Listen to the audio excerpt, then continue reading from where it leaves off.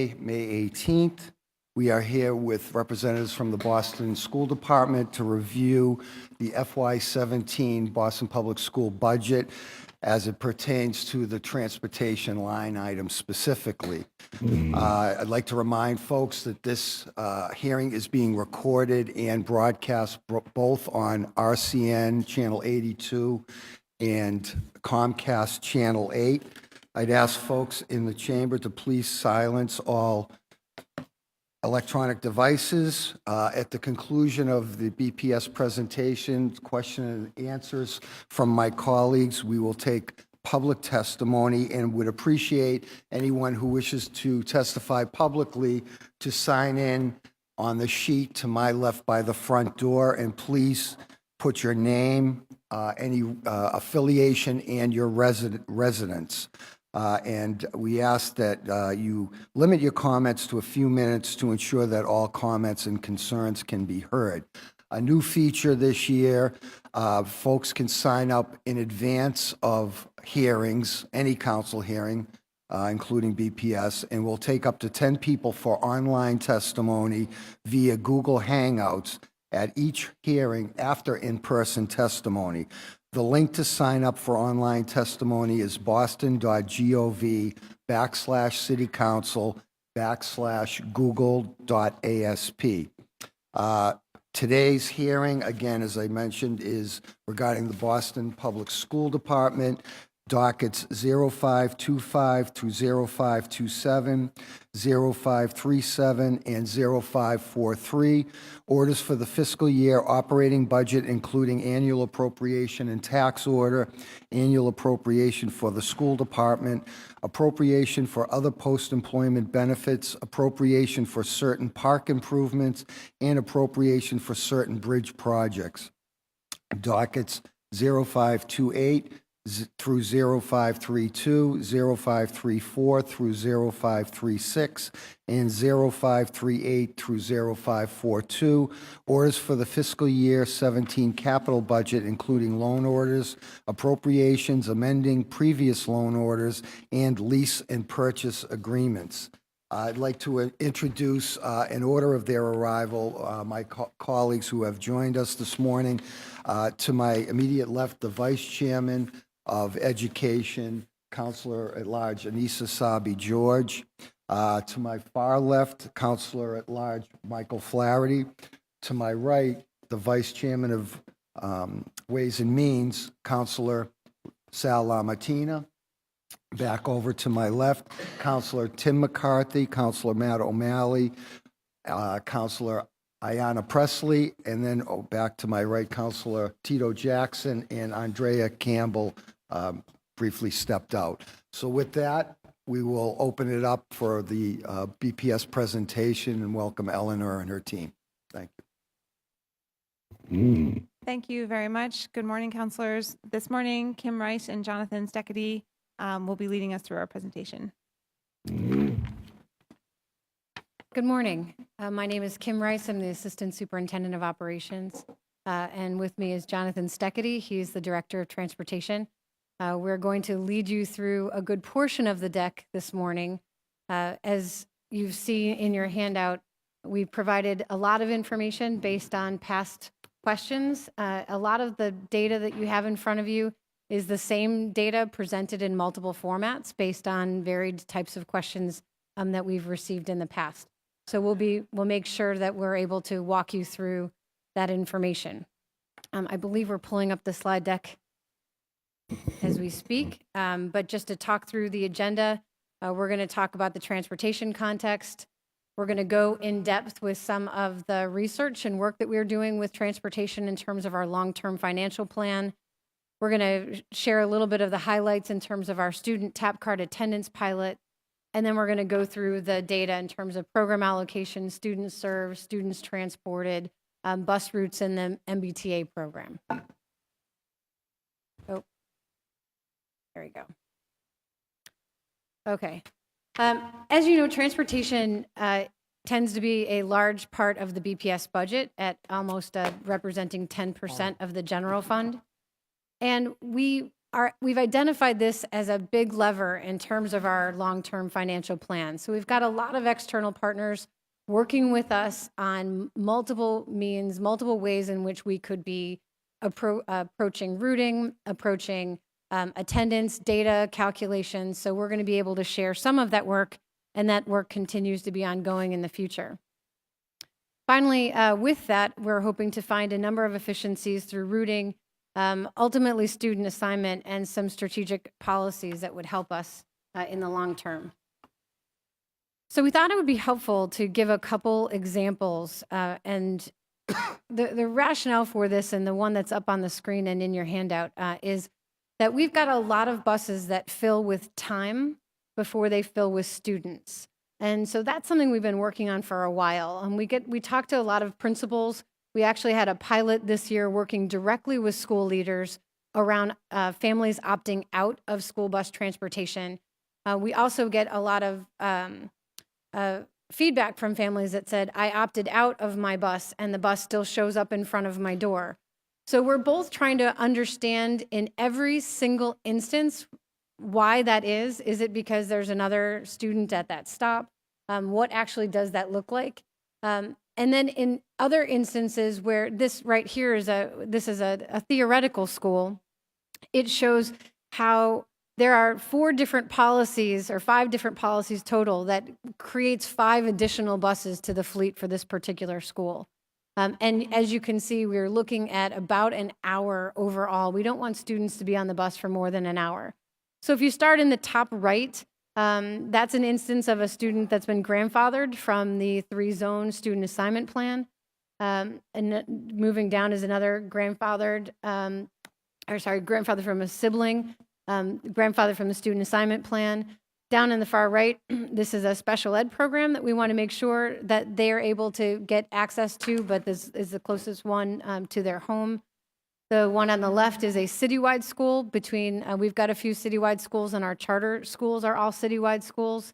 And then in the top left, based on home base, all families are able to have Tier 1 and Tier 2 school access, which makes the catchment area for some schools a little bit further than others.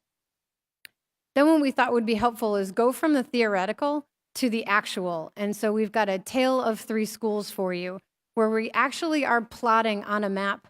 Thank you. Where we're actually plotting on a map. The black dot in the center is the school.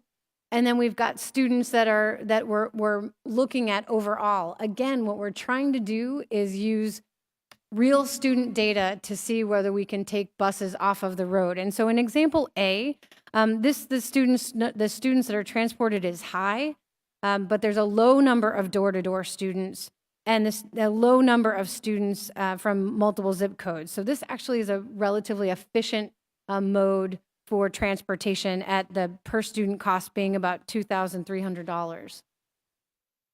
School B, thank you. All right, that's right. You'll just grab that for me. School B is kind of a middle cost example where there's still a lot of schools being transported. Again, that black dot is the school.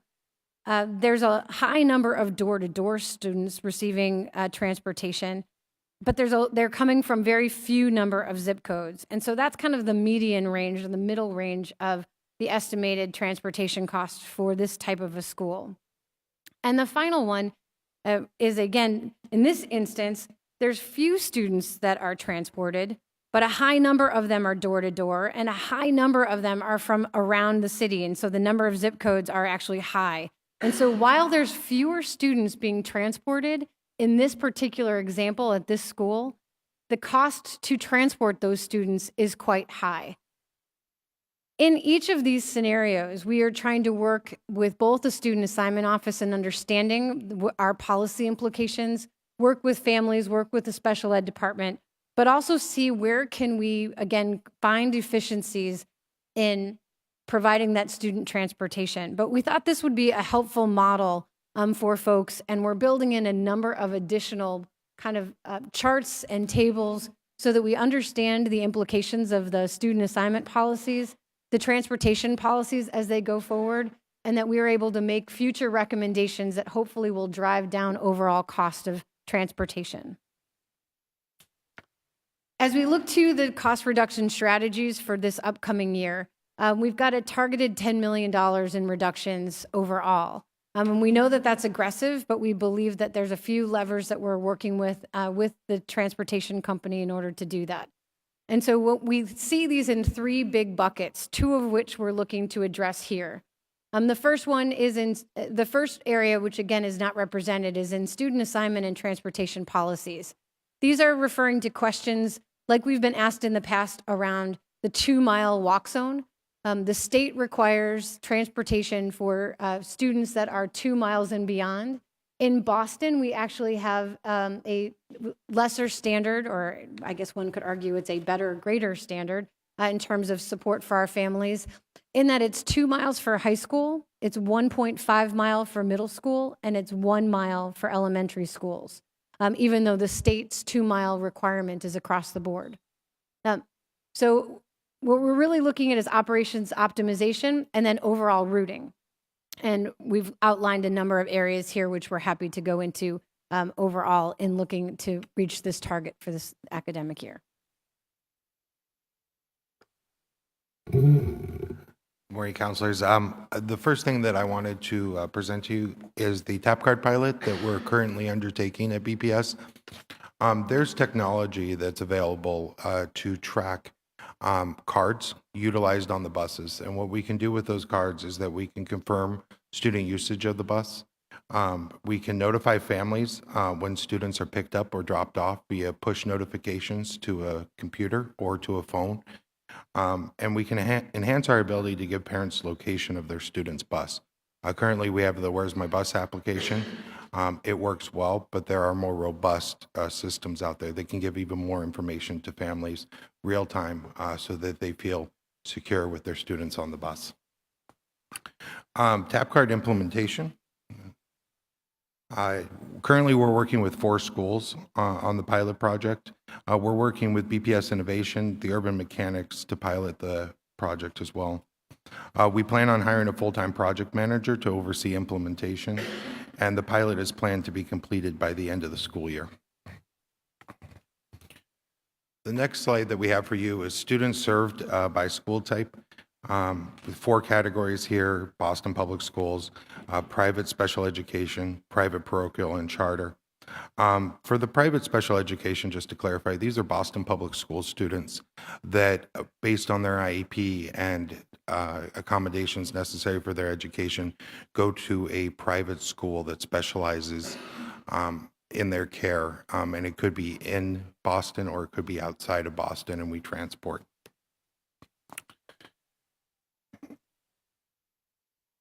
The next slide is an overview of students transported and routed on Boston Public Schools buses, and also a breakdown over the last couple fiscal years of number of students either added or subtracted from the total amount that we transport and what that caused as far as bus count. You'll see that this year in fiscal year 15 to 16, there was 1 additional bus added, even though there were fewer students transported. A part of that is what we're looking into is door-to-door transportation. So while there was an overall reduction of students transported, there were more students that received door-to-door transportation as part of their IEP accommodation. This next slide is to provide a cost breakdown, a cost per pupil over the different programs that we identify as being the different categories that we want to look at as far as transportation. And one thing that I'd point out there, which people point out, and I'll just make sure to speak to it first, is that for the MBTA cost, we produced $253. If you took the 10 months that we pay for an MBTA pass for a student, times the $26 for the student, you get $260. But through a partnership with the MBTA, we're able to look at students that are not utilizing the passes, and the MBTA then deactivates those passes. Now, a student, if they choose to use the pass afterwards, can reactivate it right away and get the pass from the school, but that's a cost-saving measure that we have with the MBTA program. The next slide illustrates the transportation that we have on BPS yellow buses from fiscal year 2005 until present. You can see in fiscal year 14, the transportation peaked, and then it's reduced in fiscal year 15 and 16. Also wanted to give you an update on the middle school MBTA program. There is a middle school transportation advisory committee that was appointed by the mayor when we first started transitioning middle school students to the MBTA. They continue to meet and evaluate the transition of the 7th and 8th graders. They regularly review the program performance, meaningful data, and they also solicit feedback from families and students. We also have a strong interagency collaboration with both BPS departments as well as the MBTA. One of the programs that we have is the BPS Safety Ambassador Program. That is BPS staff that volunteer to go out to the stations and be ambassadors for the students. And that can be just a presence if a student has a question, to helping them with fare if they forgot their MBTA card and navigating the system. There's also the Stopwatch program, which is an MBTA sponsored program. And those are volunteers that not only serve students, but also the community as a large by having a presence in the stations and en routes. And they meet weekly between Boston Public Schools, Boston Police Department, and the MBTA to discuss the program and ensure that we're meeting the needs of the students. Roughly 92% of 8th grade students and 87% of 7th grade students currently ride the MBTA as their mode of transportation if they qualify for Boston Public School transportation. Students riding the MBTA have a slightly higher attendance rate than both yellow bus riders and students not eligible for BPS transportation. Students riding the MBTA have a lower rate of tardiness than compared to non-BPS transported students, but a higher rate than yellow bus riding students. Positive feedback that we've received is the MBTA passes offer students more flexibility, makes it easier for them to participate in after-school programs. There are fewer transportation-related disciplinary issues as well being reported to us. Negative feedback is exposure to disorderly adults and some tardiness issues. We continue to monitor the program with the Mayor's Task Force.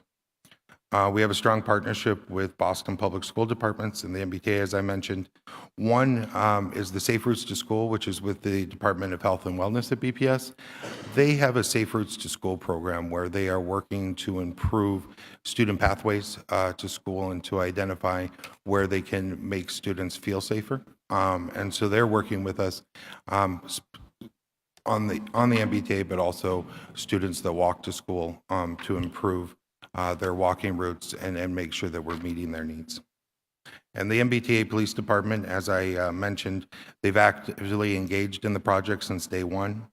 They do daily debriefs with any concerns the police officers in the station see and find an action plan for a remedy.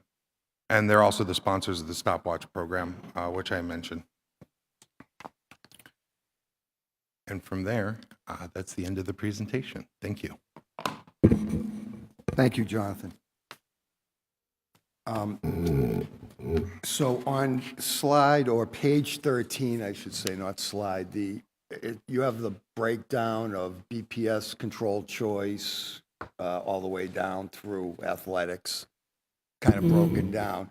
And looking at the sped bus is almost half of the entire, budget for transportation, 40-something%. In my past experience in these hearings, that number, that 46 million is basically mandated. Is that correct to assume that, like, even if we abolished all buses for other kids, we're legally mandated for that 46 million? Correct. So the 46 million is specifically door-to-door transportation, excuse me, which is an accommodation for the student in their individual education plan, and we are required by law to transport. By law and through IEPs and such? Correct. Okay. So we're kind of talking about, if we're going to save any money at all, it's the remaining 60 million. that we're spending on transportation to find efficiencies, et cetera? Correct. One of the things that we are working with is the special education department in reviewing IEPs. The special education department and transportation want to meet all the accommodations of the students. But we also want to ensure that we and the special education department are providing the least restrictive transportation for students, which means that if a student could have corner-to-corner transportation versus door-to-door, that'd be a less restrictive transportation and more beneficial to the student as they prepare and in their education, if that's something that they can use. The same with the MBTA. One of the things that we work on with special education is travel training and getting students, especially high school students, accustomed to riding the MBTA and transitioning them to ride independently. And that obviously is a benefit for them post BPS when they go out and be as independent as possible in the world. So is there any, I'm assuming there's room for efficiencies within the SPED line item if you create efficiencies, if you have corner-to-corner versus door-to-door. But how likely is that? I mean, has the trend been the same for many years that, this is kind of what we're spending on SPED transportation? Yes, I think one of the things that we wanted to look at, we identified was the number of door-to-door students that increased over this last year. And so the accommodation is a determination done by the IEP team, including the parent. And so transportation does not want to inject any kind of decision on that. But we have asked special education to look at it and to collaborate with us to make sure that the proper transportation is being identified. Right. And also the mandate for out-of-district transportation, which is extremely costly. How many out-of-district placements? And I think I've seen, you might even have a slide, is it like tens of thousands of dollars per student to transport out of the district? And again, that's because of IEP mandated that we comply and send that child or those children to specific locations outside of Boston. Correct. So the determination of which school the student goes to is via the IEP. Once they're identified, we are required by law to do home-to-school transportation, and that includes to schools outside of the district. Do you know how much, I know it's somewhere, but do you have the dollar amount of out-of-district transports, how many, and what that dollar figure is? Yeah, so on slide 13, if you look at the private special education bus, about halfway down the page, you have $6.5 million estimated to that category, but we're transporting 163 students. Right. So the cost per pupil is much greater. 40,000, right? Correct. That's the slide. The TAP program, the TAP pilot program, what schools are you piloting that in? Currently, it's the Beethoven, the Ornberger, the Harvard, Kent, and the Manning. And what is your hope, what information you're trying to get to implement some efficiencies through that program? One of the big things that we hope to see is the bus utilization. We've heard from families that they wanted to opt out, and we're currently checking that process and making sure that's efficient. But we also want to make sure that students are utilizing the bus. We have heard stories that families don't utilize the bus. They want to keep it there as an emergency. And while we're looking at it, we want to understand the full scope of how many students are actually riding the bus and be able to then advise the school committee on what that looks like, and so they can determine policy.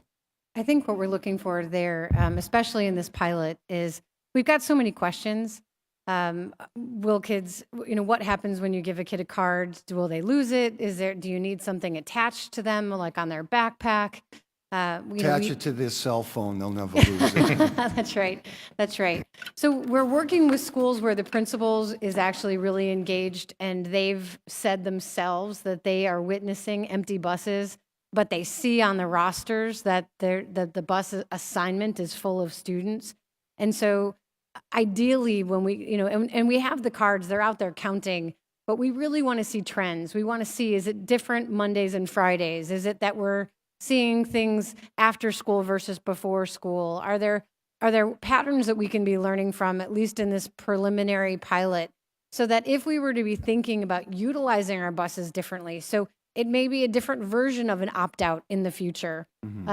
Because again, we hear a lot of folks talk about, they only use the bus to go home, or they hold on to the bus just in case something happens. Or, I mean, there's a lot of these types of things that we hear that we really want to try and play out. So this first pilot really is to kind of kick the tires and test the bugs with some schools that really want to check it out. And then next year, we're hoping we could start to look at data over time and again ask those questions. So it's going to be a lot of fact finding before we, I think, can really roll out any potential change. But we've seen from what some other folks are doing that it's a pretty interesting system. The system ultimately would also allow for us to tap into our student attendance system and notify families via, that people are on or off. So, I mean, there's a lot of other ideas. Again, the driver could even take attendance, or a monitor could take attendance if the student doesn't have their card. So there are a lot of workarounds and things that, again, we're just playing out to see what that might look like. Right. Are there other cities that use this method? Yes, we do have a few that we know of that are using different software products, and we can get that list for you. I don't have that in front of me. Okay. So at this point, we're in May now, almost the end of the school year. Have you looked at any of that data from those pilot schools, and are you seeing any trends? Have there been a lot of lost cards? Do you know any of that kind of information yet? So we've been looking at vendors for the last number of months. And so we're going to be rolling it out. We're going to use June as the month. We didn't want it to be disruptive. We didn't want to worry. So you haven't even started. We haven't even started. The pilot really is going to be for next year. We're just kind of dipping our toe in the water to see what kind of implementation things we would need to be aware of in June so that we could have a smooth September rollout. Well, and I think, your description of the ability to text message and keep parents aware of where their children are through this system. There seems to be a lot of other benefits as well to implement it, but we'll see how the pilot goes. Let me now recognize Councilor Anissa Savage-George. Thank you, and thank you all for being here today. Kim, I just want to ask about that tap card pilot program. You just said that you've been seeing the trends and you've been out there counting. I've asked a few times now for some of that count information. What is the typical vacancy rate or occupancy rate on long buses, half buses, and short buses? So let me make sure I clarify. So the schools actually do the tallies when they come in and out. And so as we shared with you before, the challenge is centralizing that. So we have the assigned, and I believe that's a slide. What schools have been tallying the counts of school buses as they arrive? I can get you the list. Okay, because we've had this conversation Yes, we before, have. Yep. that I would like that information. You've told me that that information doesn't exist. I'm hearing that it does exist. So it does on paper. So, and again. And all I've ever asked for was a paper and pencil count. Okay, So I'd love then, that. sure, we Thank you. can do that for you. Thank you. Okay, my questions are, my initial questions anyway, are central to the transportation of homeless students in Boston Public Schools. Your slide on page 25 identifies 2,139 students that are being transported under the McKinney-Vento Act. I know, and we as a system know, that we have more like 4,000 homeless students that attend Boston Public Schools. Some of those kids are older and transport themselves via MBTA. I can't imagine that it's almost 2,000 though. Where are we missing on the count here for those almost 2,000 kids?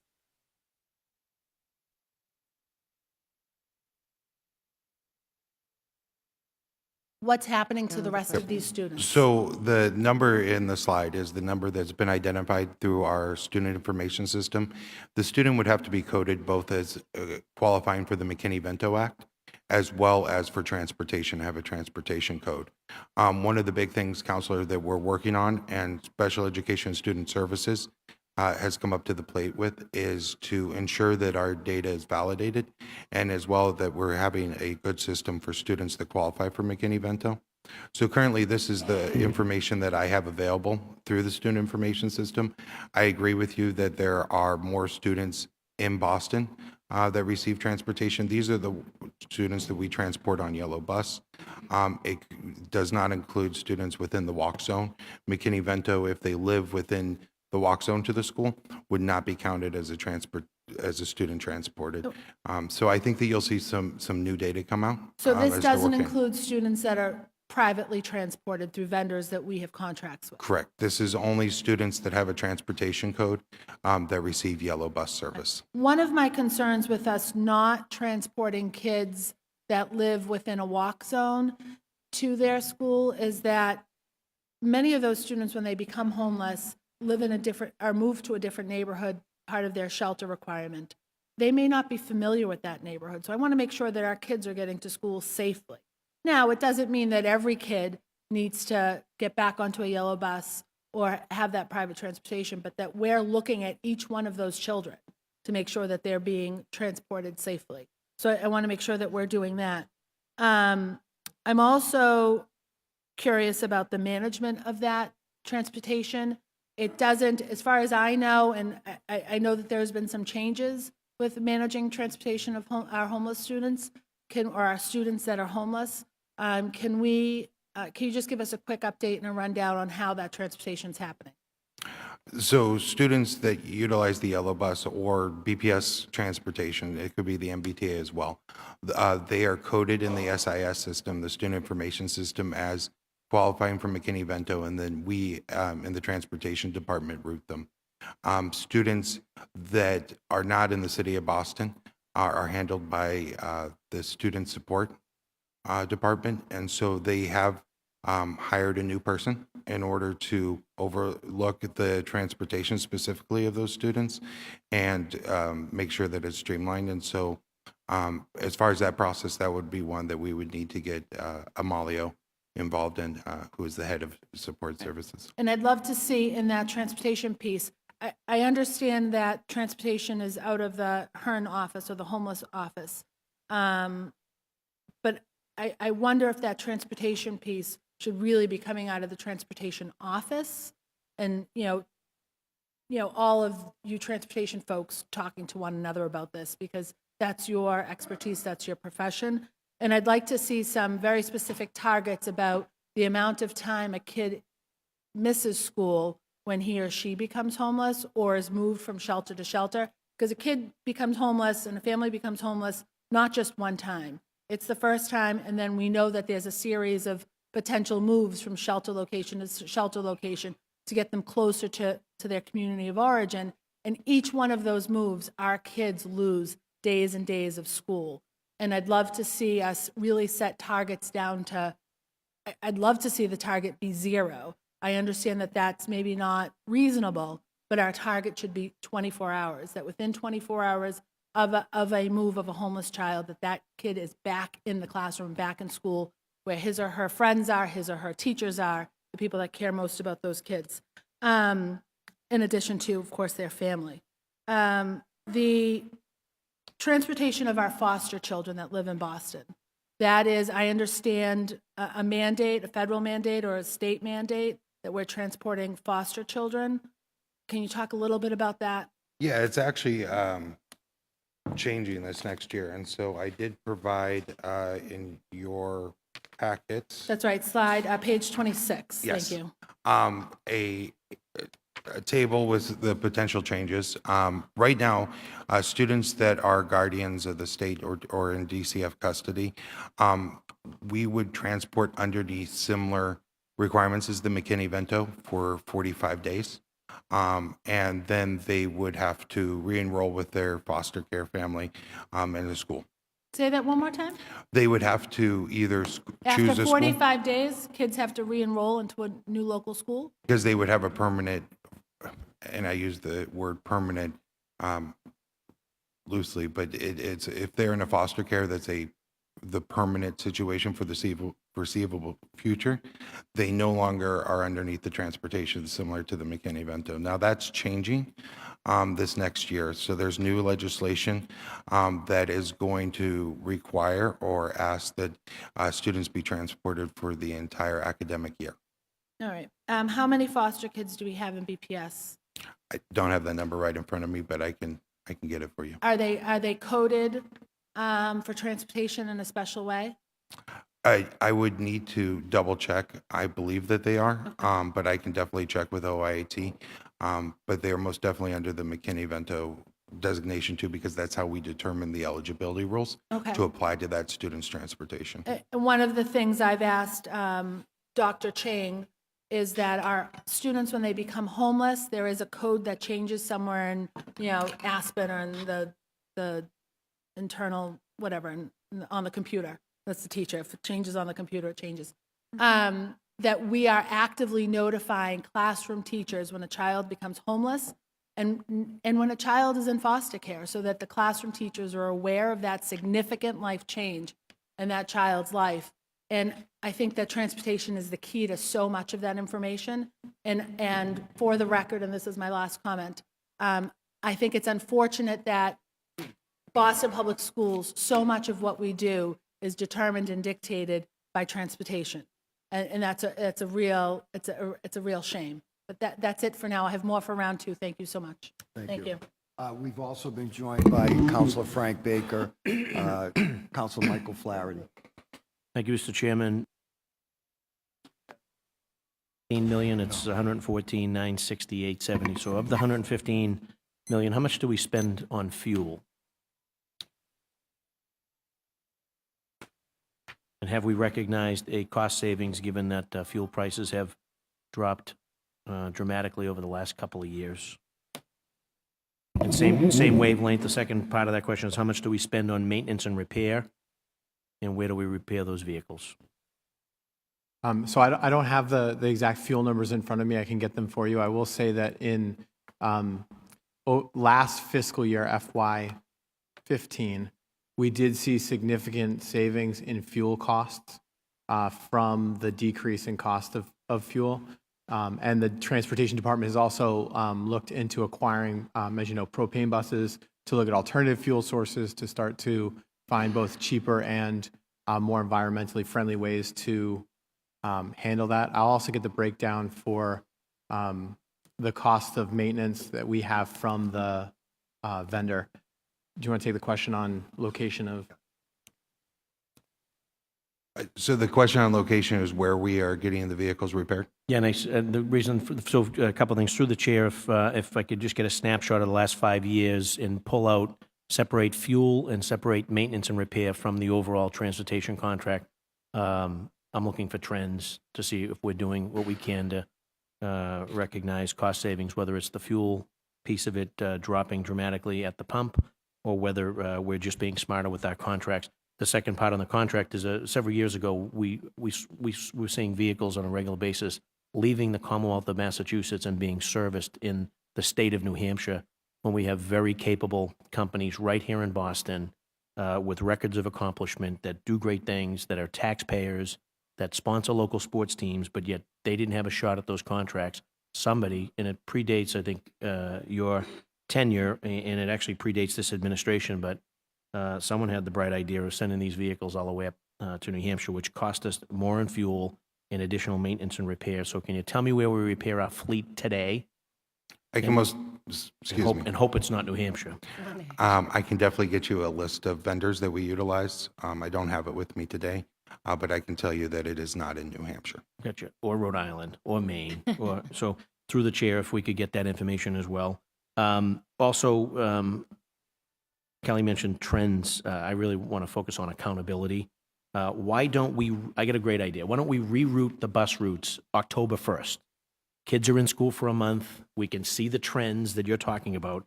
But how about we start to hold principals accountable for which kids are being transported? And how about we hold parents accountable, or guardians accountable, or grandparents accountable for this information?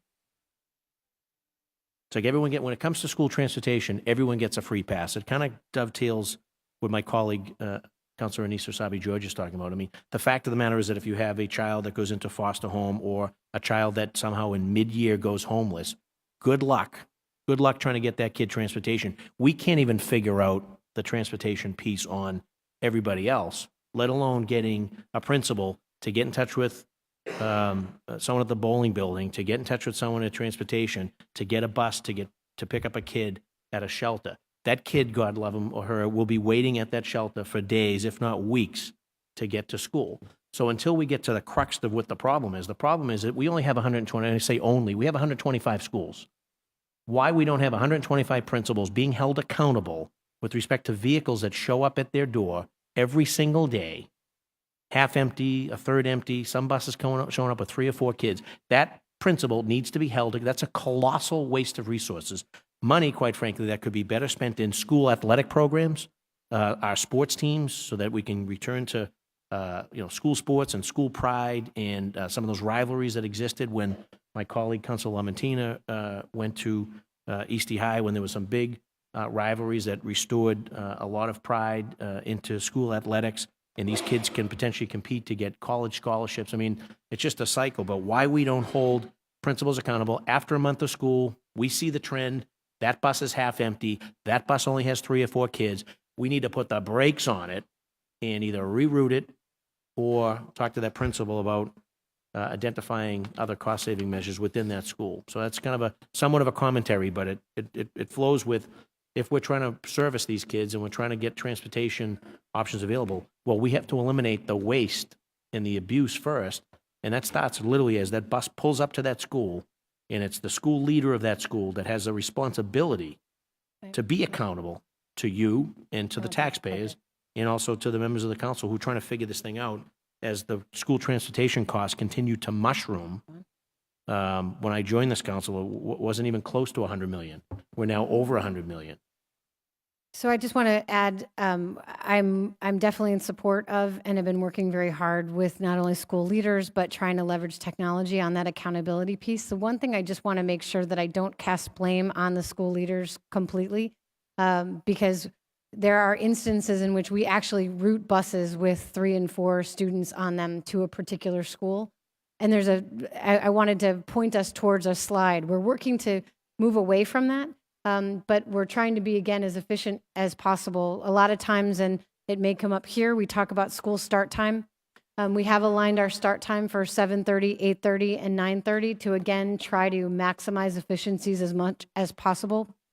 And with that, a school that might be taking kids to Charlestown High as a first trip might be overflowing with kids packed at 60 students. Whereas the next trip, it may start to pick up students from the Charlestown area and take them down to a special needs program down at Mildred Ave. And there may only be 2 or 3 students that actually are in that program but live in the Charlestown area. And so the amount of time it would take to go from Charlestown down to Mildred Ave and Mattapan would only allow for you to pick up 2 to 3 students in order to get them to that program. And then the third trip, would then start picking up students in the Mattapan area and go to its next destination, which maybe is over in Jamaica Plains, and again, might find efficiencies and be half full to be able to take students there. So we've really tried to establish for students that they wouldn't be on the bus more than an hour, although we are going to be looking at that to see if there are ways in which we can have more students on the bus. But I don't want to leave anyone with the position that it's the responsibility or the fault of a building principal if their bus is coming in with a few students on it. We're looking at each of those scenarios and trying to figure out how best to be able to do that. And those should be sort of exceptions to the rule, or in those exigent circumstances. Clearly, that makes sense. But I would argue that because the school transportation piece of this is so colossal and is just kind of sort of spiraled out of control, that no one, it's just like no one even knows, no one even bothers with it. It's an empty bus. That's the least of their worries at the school site. And the fact of the matter is that there's a colossal amount of resources that could be saved, and that could be dedicated to other very worthwhile transportation issues, like, again, school athletics or before and after school programs, things of that nature. So I'll ask, I guess, so are you aware, do any students have more than one pickup location? Are you considering alternate transportation, a different place to be dropped off in the afternoon or in the morning? Something like that, or like, say, a child is between two parents or between parents and grandparents. Do any kids have more than one sort of pickup or drop-off location? Sure. No. So currently we route to the same pickup or same drop-off location 5 days a week. Okay. Where you would see a difference in the pickup and drop-off location is if the student and family applied for alternative transportation to go to an after-school program or to go to their grandparents' house in the afternoon. Okay. And those are only accommodated if it doesn't add time or an extra stop on the route. So in that particular instance, and I'll go back to my colleague's concern, so mid-year, so a student has been taking bus A for most of the year, then mid-year, situation at home, maybe there's a parental issue, or a child's living with a grandparent now, or a child might be homeless or in foster care. How does that child now access a completely different route, a completely different bus, so that we can keep that kid in school mid-year? Yep. Who's that person? Who's that parent or guardian? Who do they call to make that happen? And how long does that take? So currently, they would go into the welcome services and change their address, the address for the student. That then would automatically update overnight into our routing software and let us know that that student had moved and that they need a new bus stop. It can auto-assign a bus stop. If there's one existing, it can put them on a stop. Or if there's not, we would have our transportation officers route that student. We do weekly updates, and part of that is that there's several people that we have to notify in order to ensure that that student's safe while they're on their bus. Part of that is notifying the school of the new bus and route number. Part of that's notifying the family and also the driver of the bus. And so we send those over to the bus company, and then they are implemented. We send them over on Thursday nights. They're implemented on Wednesdays of the next week. So on average, the kid's out of school for, So it could be between 7 and 10 days. That's It really, I mean, it understand really how, depends. understand how unacceptable that is? Understand how convoluted and how bureaucratic that is, that we have a child, right, and that is out of school on average of 7 to 10 days. So again, not necessarily your fault. You're sort of one cog in the wheel here, but I find that to be asinine and borderline outrageous that we'll have a child through no fault of their own is now out of school for on average 7 to 10 days. Good luck. That's probably more like a month, quite frankly. Unacceptable. Unacceptable. How do we fix that today? How do you and I, with the chair and my colleagues here, how do we fix that so in that instance where that happens to that child, within, I get in a reasonable amount of time, I'm talking maybe 2 to 3 days, that child is now being transported to school and continuing their education, the biggest and best equalizer. And then we're going to have a kid that's going to be on the bench 7 to 10 days on average. Realistically, it's probably a heck of a lot longer than that. That's unacceptable. I cannot support a transportation budget that doesn't accommodate that type of situation in a 2 to 3 day period. That tells us that we obviously can do better than that. I mean, that's a no-brainer. So someone today work with me in the chair to fix that problem so we don't have kids that are not in school 7 to 10 days on average, realistically probably 3 to 4 weeks. I can't, that's unacceptable. That is absolutely unacceptable. Thoughts or comments? Because unless you agree that it's not unacceptable, we have a responsibility. This body has a responsibility as parents and as counselors and as administrators. We collectively have a responsibility in those instances where that child has been displaced through, again, no fault of their own. Parents in a major dispute, foster care issues, homelessness, real issues that impact families across the city. We can and must do better than hanging our hat on average 7 to 10 days. That is unacceptable, Mr. Chairman. I cannot support this budget like that. So, Counselor, we'd be happy to work with you and to talk through options. We've actually looked at that. We've looked at that with the special ed department in a number of situations. We do have what we've identified as yellow routing, which would be an emergency filling out so that the child could get transportation the next day. What we do is Tell me that we have someone on staff that can run over and pick this kid up. Tell me that we can use Uber. Like, tell me something where this kid is not sitting in a foster home or in a hotel or at the grandparents' house for 7 to 10 days on average or longer than that. That is just absolutely unacceptable. We have to think about those situations and how we can adapt and adjust to them. And whether, again, that's someone on staff that just, all right, temporarily, until we get this thing figured out, go over and pick up so-and-so from such and such and get them to the such and such school, I'd be a happy camper right now. Or tell me that you have a contract with Uber and you're going to send them, send them a black car. I don't know, but that is unacceptable. We have a kid not going to school for that period of time. Yeah, I guess the question is, why that long? What's the process by which you do place someone? And when you're talking an average 7 to 10, that means some of them are longer than that and some of them are shorter than that. So it's not an average of 7 to 10 days. It would be within the 7 to 10 days. It depends on what day the change was made in the student information system. So depending on the day of the week that the individual goes in, and then our download to have the routes start on the next Wednesday happens, it depends on which day. Now, Kim did speak to, we do have emergency yellow routes that we can implement for students if they need it. And then we also try to fit as many students on existing corner stops. If we're able to do it as an existing corner stop and the student needs the transportation, we can send a letter to the school, and then that letter is given to the family to notify the driver that the student would be at the corner stop. I think that we can definitely look into it together and try to reduce that time. Well, and I think the other piece of it is it really is communication. Again, we're happy to sit down and walk through the steps.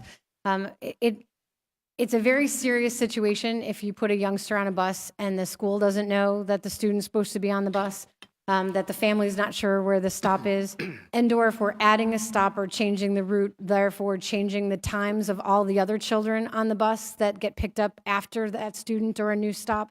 We need to send mailers to those families as well if there's anything more than a 5-minute change to the overall stop. So we do have a number of folks that we believe are important to communicate to, and that the driver then also has to do a dry run of the new route to make sure that they're picking up the child.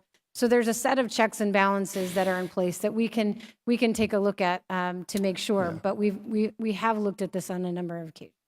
Yeah, I think to Councilor Flaherty's point, 7 to 10 days is really unacceptable. And wherever in the process you can shave off time, we need to do that. I mean, 7 days out of school is ridiculous.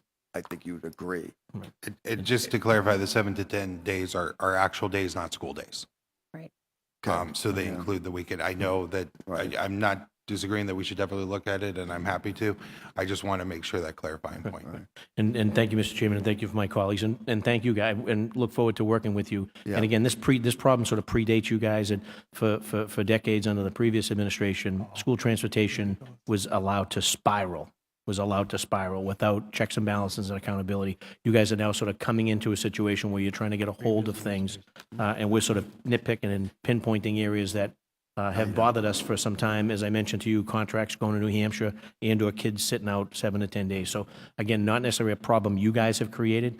I want to work with all of you and with the chair and my colleagues here to try to solve that problem. It's incumbent upon us to do that, but I just want to make it clear, by no means am I sort of blaming sort of this shortcoming on this administration or you guys in particular. This isn't my first rodeo and my first budget hearing. Been here I actually am the longest serving counselor here.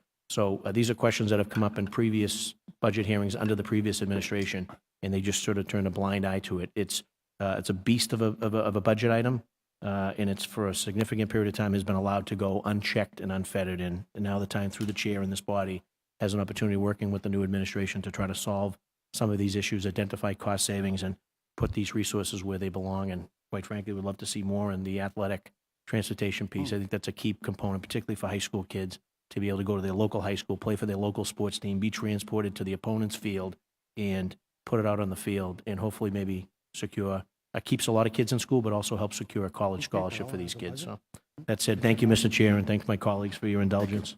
Councilor LaMattina. Good afternoon. And thank you all for being here. Kim, thank you, thank you, thank you. You've been a lifesaver in my district, helping me in September. So thank you very much. I really appreciate you. You have no idea. So I really hate this hearing because $100 million a year, 10% of the budget. I've been saying this for 10 years now. So the problem, Councilor Flaherty, happened 40 years ago when they started a thing called busing. And we should have had brand-new schools in every single neighborhood with the best teachers by now. But unfortunately, here we are. You mentioned that the sped bus mandatory cost of $46 million is the law just in Boston or all cities and towns in Massachusetts? The $46 million. Yeah, it's a general law underneath the Commonwealth. And that's door to door? That's because it's door to door? Do they have severe handicap? Are those the students that we're talking about? Yes, it's really determined by special education and there's a merit of reasons that a student would receive door-to-door transportation. I'm happy to get some of that information from special education and provide it to you. But it is for students that in their IEP have a accommodation for transportation. We're required to transport them from home to school, not under the regular eligibility rules that we would have for the general education population. And some of them are, again, drop off at corners? Some special education students, so to have an IEP does not mean that you have door-to-door transportation. Yeah. But as part of your IEP, you can have door-to-door transportation. The numbers in the presentation are students that have door-to-door transportation, not necessarily all the students with IEPs. Yeah. Just a city of our size, what's the average transportation budget? Outside Boston, like other cities, have you looked at other cities? Yes. Yeah, Yes, we've, as part of our long-term financial planning, we've Yeah. been doing extensive benchmarking of other cities. yeah, Across the country, I believe it's in the 5 to 6% range, although we do see a fairly wide variation for other districts like ourselves with a history of desegregation. is that why our costs are so high? Yeah, and I've got reams of data on benchmarking, which I'd be delighted to share with you. I would love to see that. Yeah. I would love to see a pilot program in my district. As you know, it's East Boston, Charlestown, and the North End. So I would love to see where you walk to school. And because I just don't understand why, I know in East Boston, there's some folks that live in Jeffries Point that be taking a bus to Orient Heights and Bradley School, 2 doors away from me. And I have families on my street that can't send their kids to the Bradley School. Yeah. It doesn't make sense. So I think that a little pilot in that district, you'll probably save some money, I don't know, but enough money to put in athletic transportation. I think Kim and Jonathan's comments this morning have highlighted the fact that as we examine our transportation budget, we really think of it in 2 categories, efficiency and policy. And what you're touching on now regarding student assignment is in that category of policy. Yeah, And for the FY17 budget, we are not changing policy, but we are looking comprehensively and exhaustively at efficiencies, which is why we have such an aggressive $10 million cut plan for the department. talk to me, we'll save you some money in that district. So I'm a little concerned in regards to, I know that you said that we have some safety ambassadors at the MBTA stops, and they're volunteers, which means they're volunteers from the teachers, people that work in the, staff that work in the school. Correct. So they're BPS employees. They can be from the central office, but they are mostly from the schools. And what's the success rate, again, volunteers? I mean, because in the winter months, if I was a teacher, I might not want to volunteer that day. Yeah. There's a snowstorm, so, Several of the schools, when talking to the principals, are very dedicated to their students and to walking to them to the MBTA and making sure they get on to the train or bus. Okay. I will say that the MBTA Police Department is very impressed with the volunteers that they've gotten from BPS out there, helping them with any situation that may arise. And we do all outs as well. And that could be volunteers from the central office. If there is a issue going on, we may go to one station. Yeah. But the volunteers, we would always love more Yeah. volunteers, but it has been pretty steady. And I'd say that it's like a duty that people kind of sign up for, and Yeah. they continue throughout the year. Every school is different. So in some of the school programs, they utilize city year and/or citizen school programs, and they've got cohorts of teachers and/or administrators that walk with students just as part of their daily activity. Yeah. Walk them to the MBTA, see them off, and they turn around and head back. So this is our now second year of this program, and it really has seemed to be a good part of what's worked with dismissal. And you said there's been some problems though, right? Yes. I mean, do you have like reports? Like what kind of problems? You said there's some problems with maybe some adults. So we've been working with the MBTA and the Boston Police Department around incident data Yeah. and incident tracking, and trying to get our handle on a little bit of that better than they've been able to provide it in the past. But they've been great partners in all of this. Thank you. I'm all set. Thank you. Councilor McCarthy. Thank you very much, Mr. Chair, and welcome. Just a quick point to Councilor Asabi George's point earlier. I've talked to many of the principals in my district and outside my district, friends that I've made throughout my 25 years in the city. A lot of these schools have, they're transporting about half the kids to their schools, and they're bringing enough buses to transport the whole school plus some. And some of the principals are a little nervous about handing the sheets over because they're fearful of retribution from the bowling building, whether that's real or not. That's how some of the principals feel, which is unfortunate. When we opened up the hearing with Superintendent Chang, he talked about cutting off $10 million in the budget from transportation. We have the same vendor, the same service, the same hours, the same number of buses, and the same bus drivers. How do we get $10 million out of that? You wanna go? So part of it, and as Kim presented, and I'll go back to that sheet, excuse me.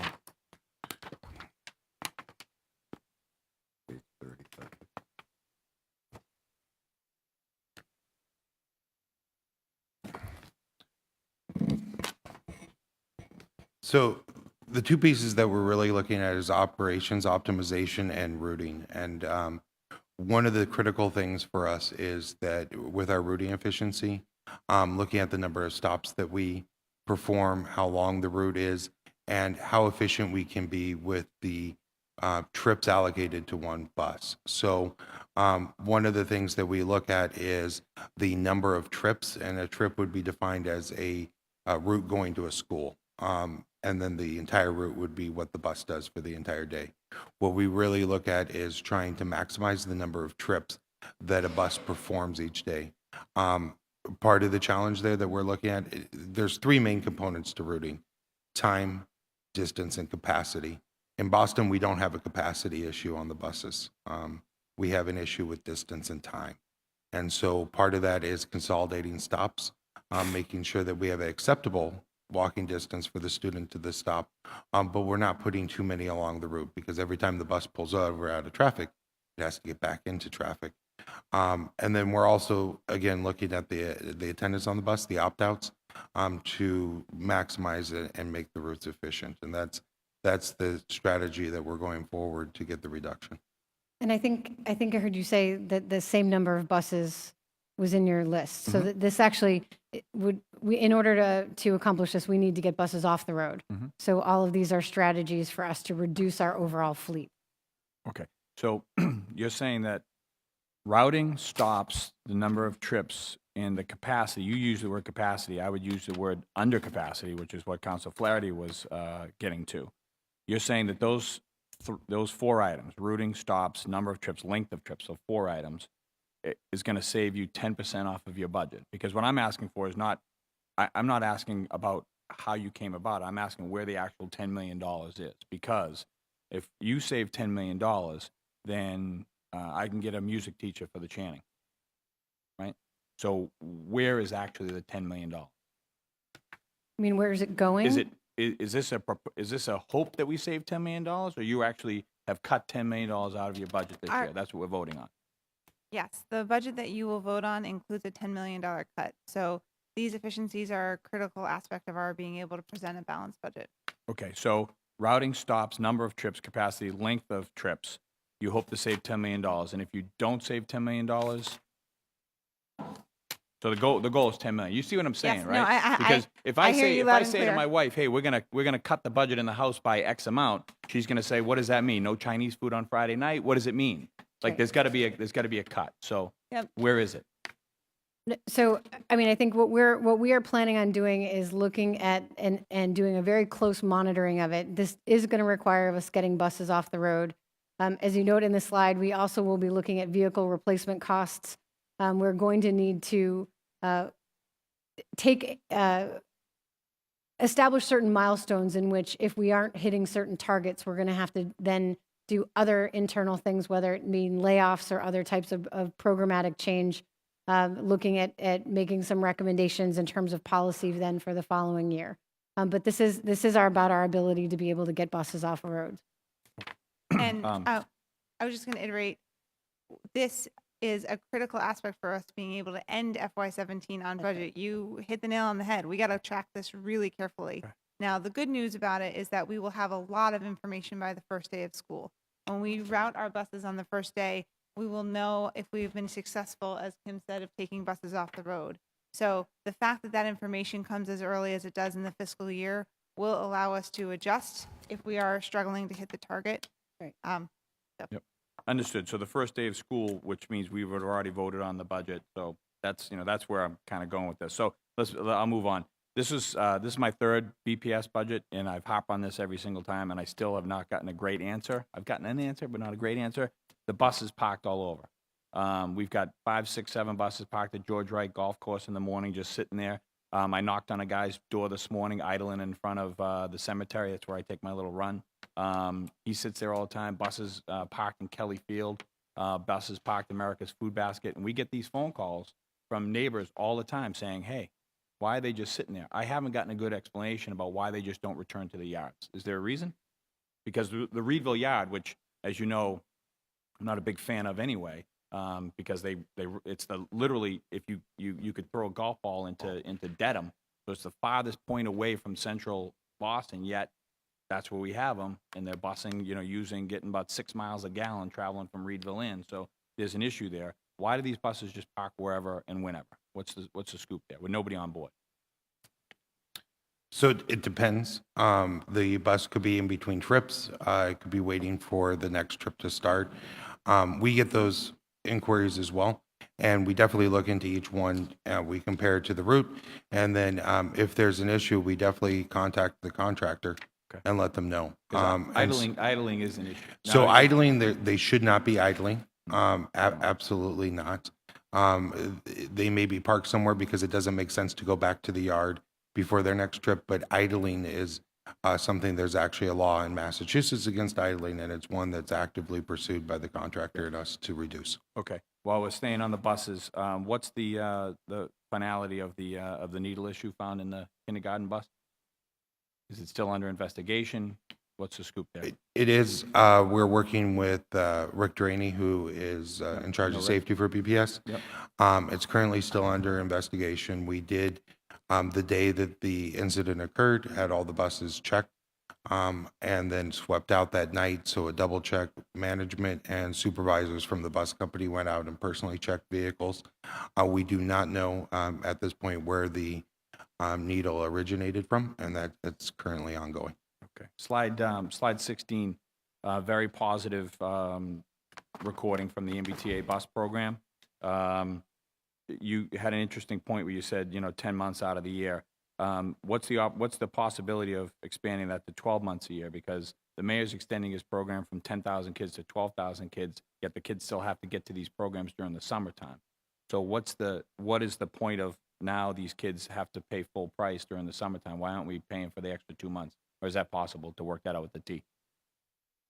I think that it would be possible. It would be an additional cost if we did it as a BPS paid expense. One of the things MBTA is piloting not this summer, but the summer after, is to make the student pass available to students at the discounted rate over the summer. And so they would have the ability to have a student pass over the summer and get that reduced rate for a monthly or for the fair. So understanding that wouldn't be a completely free pass for the student, it would give them the opportunity that they haven't had before to get that discounted fare over the summer. Okay. And I know several times I've had students from my district in classes come in. Matt O'Malley and I, Council O'Malley and I have sponsored a couple classes coming in from shared districts. We charge $480 to a school to go on a field trip. When you have teachers at AC Moore buying school supplies, I don't understand how we can possibly whack a school $480 to get their kids into City Hall or to the zoo or to the aquarium. Can you explain why we're charging our own schools $480? So I would need to look at the reason why for $480, that's above what would standardly be charged, unless they're But taking why are multiple we buses. charging our schools at all on an educational journey? So one of the things that was 2 years ago was to implement this à la carte, is how it was presented, I believe, which is a cost for transportation other than home to school transportation for the students. And it was put as part of the allocation to the school in order to pay for that bus trip instead of in transportation. I understand what you're saying, but I think part of that is a determination by the school of how they're going to allocate their budget. And if we were to provide that transportation cost out of our department's budget, it would be an even higher increase to our budget line items. Yeah, I'm not buying that, only because $480 in a $1 billion budget, $100 million budget, it makes no sense to me. Where literally you've got teachers, I see them all the time at AC Moore. They're buying construction paper because Valentine's Day is coming up.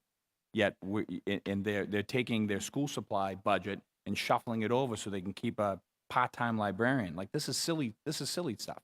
So when they come into City Hall, it's an educational journey. When they come into the zoo or to the aquarium, it's not like they're just traveling to the common to watch the ducks walk by.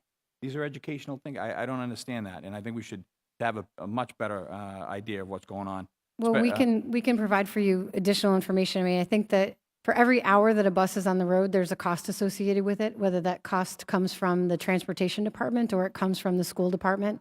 And I think what we've tried to do is cut the central transportation department down to basic foundation. So if you recall, in addition to the a la carte service, we also don't provide an after-school late bus to schools. Right. Which is causing a huge issue in districts that, like, if you send kids to BLA and they play hoop and they're standing there on Martin Luther King Boulevard at 7 o'clock in the middle of the night, that's a problem. Like, I don't understand it. And this goes back to Council Flaherty's thing.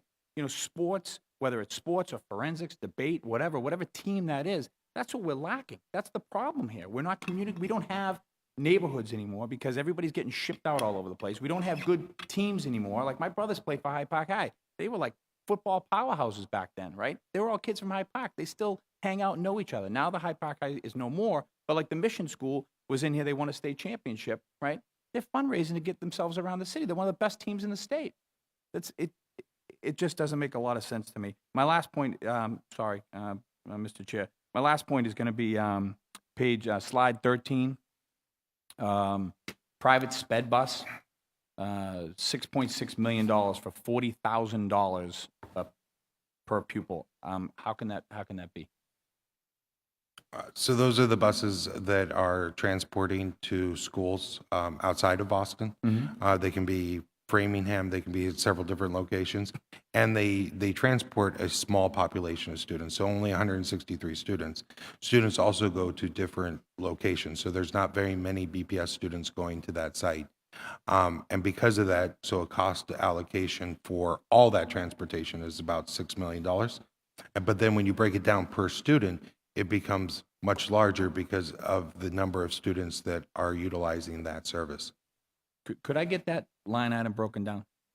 Who's going where? And because I don't know the size of these buses, but I've suggested it before twice. I'll do it a third time. Is that half these buses could be turned into 15-passenger vans? We'd be saving tons of traffic on the streets. We'd be saving tons of gas. It wouldn't be diesel. It would be gas, and they'd be much easier to maneuver. They'd be easier to store. They'd be easier for the kids to get in and out. they'd be, it's just a whole bunch of things. But if I could have that private sped bus line broken down for me, I'd appreciate that. Yeah, Right, what it's we'll do is, 163 kids for $40,000 a year. I would suggest you could Uber them to Framingham for cheaper. in we a year. we can provide you with the site served and the number of students and the type of bus that we use to transport. I'll wait for the second. Thank you. Counselor O'Malley. Thank you, Mr. Chairman. I will begin with a compliment before I get into some of my concerns, and the compliment is 3 or 4 years ago, there was, it was just a mess, the after-school placement, having students, elementary school students get to some after-school activities. It was just something that lagged on. So thank you, Kim, for your efforts in that. That's obviously been dealt with very, very well, and I know parents are appreciative. You know, I think a lot of the frustration you're hearing from my colleagues sort of stems from the fact that this every year seems to grow, and every year where fewer and fewer kids are using transportation, and we're told that this is a way to save money. This is a way to offset some of the other deep cuts in other parts of BPS. Yet the number continues to grow. Something as simple as the fact that we've got, you know, between 2013 and 2016 FY, we've got 4,500 fewer kids using transportation, yet only 9 fewer buses. And I understand that there's routing, and I understand that there's other grandfathering in other aspects, but this number continues to grow. And when you say that you define 10%, or 10 million, whatever the number is that provided that this, is that 10 million off this $114.9 million budget? The superintendent alluded to, the Council McCarthy had brought up in his remarks. Yeah, so the net budget for transportation next year is 104.5 million. Okay, That's after the reduction. okay. So you're asking us to vote on a budget with the promise that it'll come in $10 million under. Yeah, I think in a number of, this isn't just about transportation. I think in a number of areas, we have identified places where we're looking to make reductions and make investments. I think we all share the frustration over spending so much on transportation and are looking for ways to reduce that. And Superintendent Chang is committed to making a significant reduction in transportation. And so we feel like these are good bets to make, which is why we've budgeted on the reductions. And, you know, we could have gone through a process where we budgeted the 114 million and then tried to realize these savings, but we would have $10 million at the end of the year that we wouldn't be able to spend. And so I think we have to, as a district, look across a number of reductions and a number of investments and take some calculated risks. And this is one that we've made and we feel represents the best interests of Okay, students. I get that. And again, I'm not trying to be adversarial here, but I don't know if you've observed other department non-BPS budget hearings where it's almost boring because we need this X amount of money, we're going to spend it on this, we're cutting back X amount of money, we've cut back this, and it's pretty formulaic and it's easy and it's usually good questions back and forth.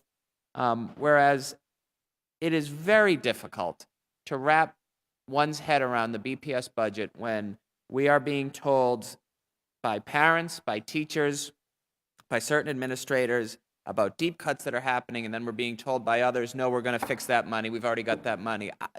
This is what is absolutely frustrating. We know how important this is. We know how important the BPS budget is. We all stand united to do everything we can to make the best public schools in the country. But we're in the midst of a budget season where I don't know what to believe anymore. There are people, you know, we're being told all sorts of different things. And this is just another example where fewer kids are using buses. We're spending a lot more money, but 10 million of this 114 million will be able to go in and fix and plug other things. It's been difficult the last several weeks with some of these hearings. And I know it's going to continue to be difficult. So I have some brief questions. Can you talk a little bit about the pilot program again that you're looking? Are you currently at 4 schools, the tap-in program that you talked about? Or what are the 4 schools again? The 4 schools are the Ornberger, the Beethoven, the Harvard Kent, and the Manny. Okay, so 3 of those are in my district, and 2 of those are they essentially are. the same school, the Beethoven and the Ornberger, the feeder school. Most, I would say, my nephews are at the Orenburger. I know it well. Most kids probably live in the neighborhood and are driven by their parents or grandparents or someone else. The Manning School I know is particularly, it's a very small school nestled in Moss Hill. We had to deal with some parents because so many do drop their kids off that there was difficulty when resident-only parking. So I don't know the Kent as well. I know it's in Charlestown. I know people rave about it. But I just wonder if that's enough of a sample size to sort of glean the information that you're looking for. So the first part is that the pilot with the full schools may not be the full pilot. Yeah. We would implement further and test further.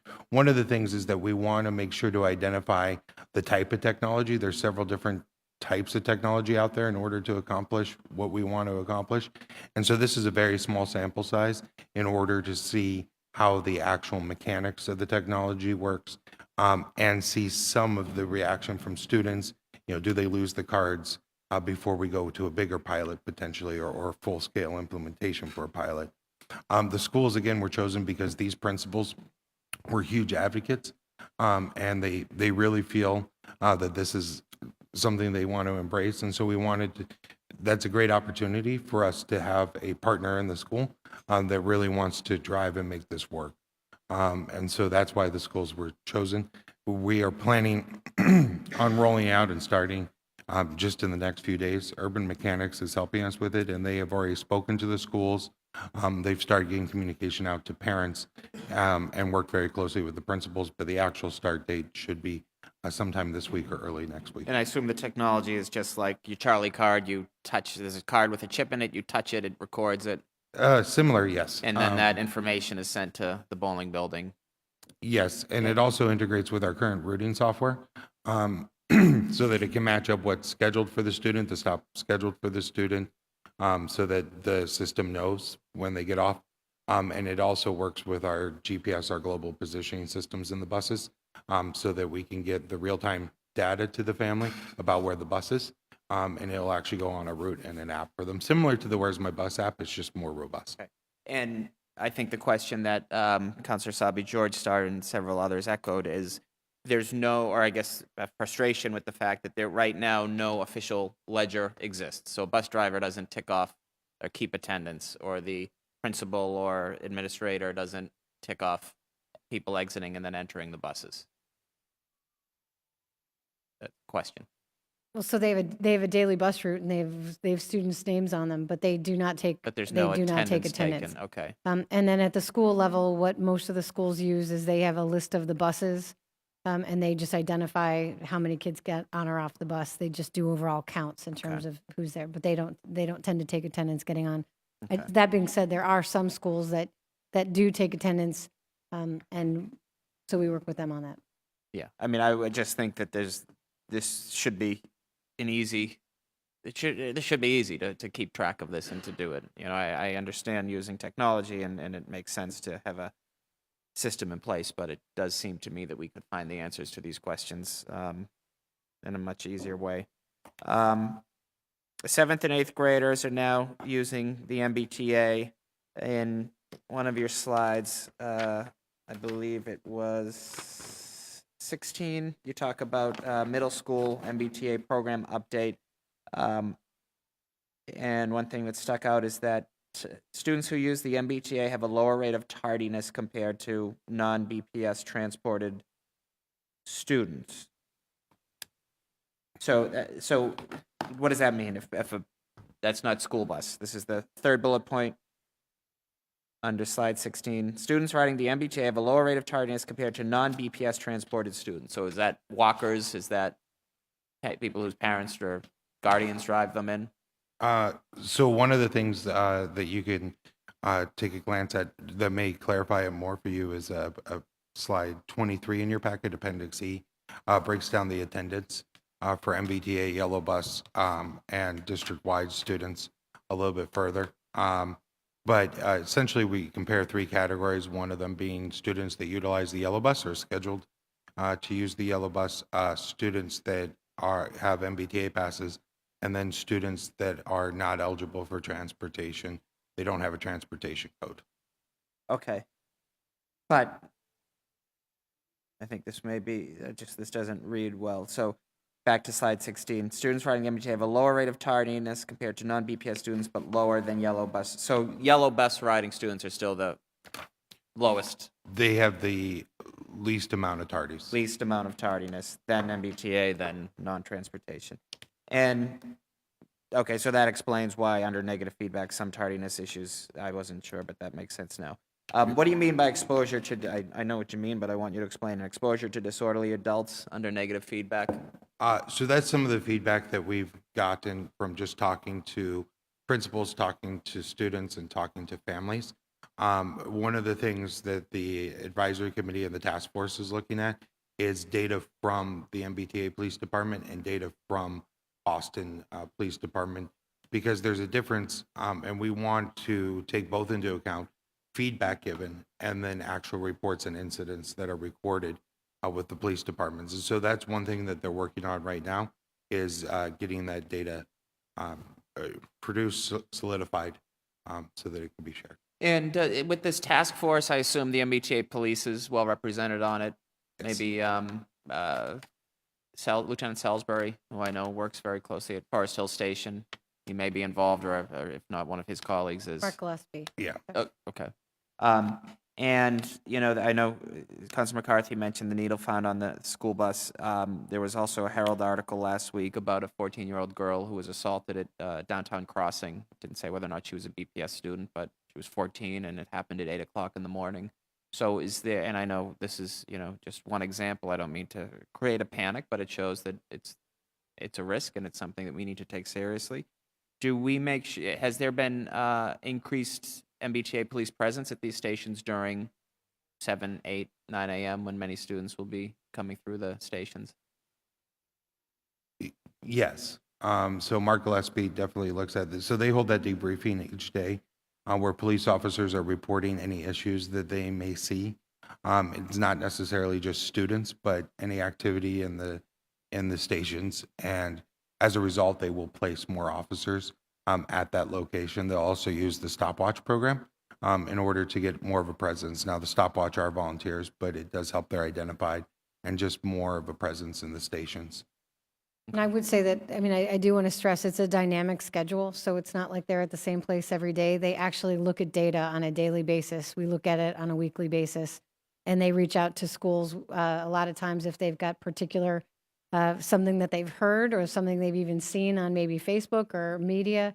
They'll ask for maybe the principal to come or other types of folks to be involved, just so that, again, the anonymity of students ends up being such that if you know the child, there tends to be less of any kind of discipline issue or problem. So I think part of their success is the fact that they look at real-time data every single day, and they make sure that they make adjustments accordingly. Sure, and I guess that my concern is less about the students and more of some of the adults who are out there, and obviously with our major transportation hubs, Forest Hills, Downtown Crossing, you know, Adams or Andrew Station, just to make sure that the supports are there both from BPS and the MBTA police. So that's all I have for now, Mr. Chairman. Thank you. Thank you.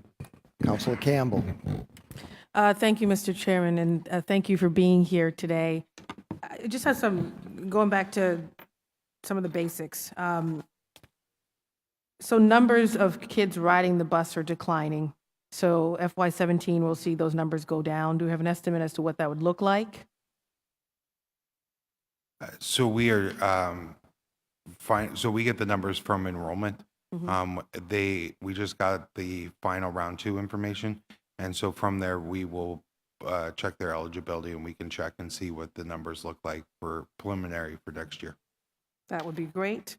Currently, FY16 cost per pupil $2,097. Is that number going up or down?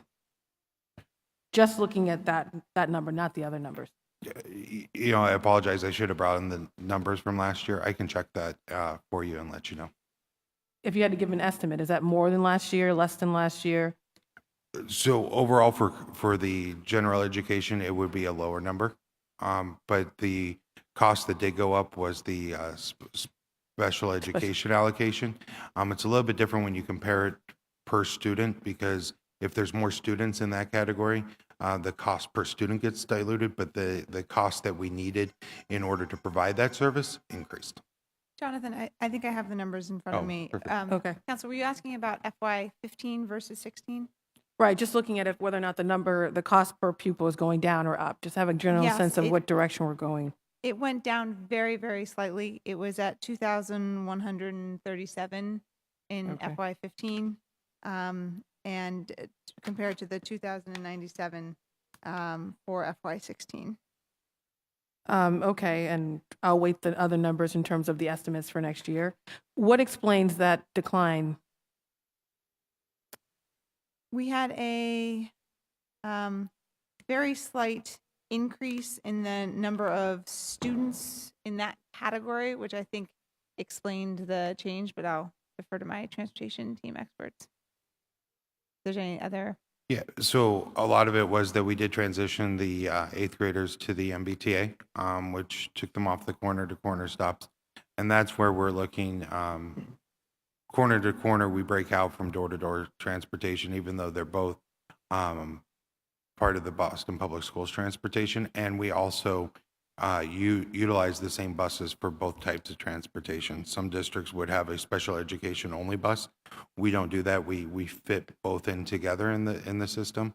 And so when we're comparing, we're doing a percentage allocation to each type of transportation that a student gets. But the reduction in cost for corner to corner was because we're transporting fewer students.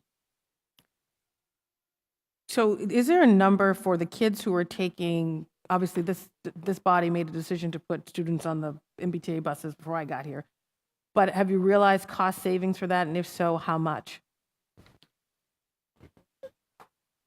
So I could definitely get you the exact number. I don't have the exact number with me, but if we go back and look at the cost per pupil for the corner to corner versus the MBTA, you can see that a cost for a student on the yellow bus is $2,097 this year. To provide them with an MBTA pass is $253. So the aggregate overall I can get for you definitely. And we actually did a school committee presentation this year where we did a budget update and looking at the 7th and 8th graders. And we did actually achieve the target for this year in terms of the number of students that we had anticipated and the costs associated with that. So And what is that? it was approximately $6 million. And when it came before this body, or just the proposal, was it estimated that you would save around 6 million, or was it less or more than that? It was that was approximately what we were looking. It was $8 million overall for both 7th and 8th graders, and it was over 2 years. So we did achieve the targets that we were looking to achieve. So this is 6 million for 1 year. This is for 1 year, yes. Well, that's a good question. It may have been over a couple years. That I actually don't know the Okay. answer to. I'll wanna wait make sure. to get It those. was for 1 year, and I would just say that I think part of the challenge that we're seeing in transportation in this year, there's a number of kids who are rooted. They've mentioned that it's you don't get to save the bus until the last kid comes off that bus. So we're constantly looking at that per pupil as a proxy for our efficiency, how efficiently we're transporting our students. We also saw an increase in the number of students who are eligible for door-to-door, which is part of the reason that our costs in FY16, our current year, are higher than anticipated.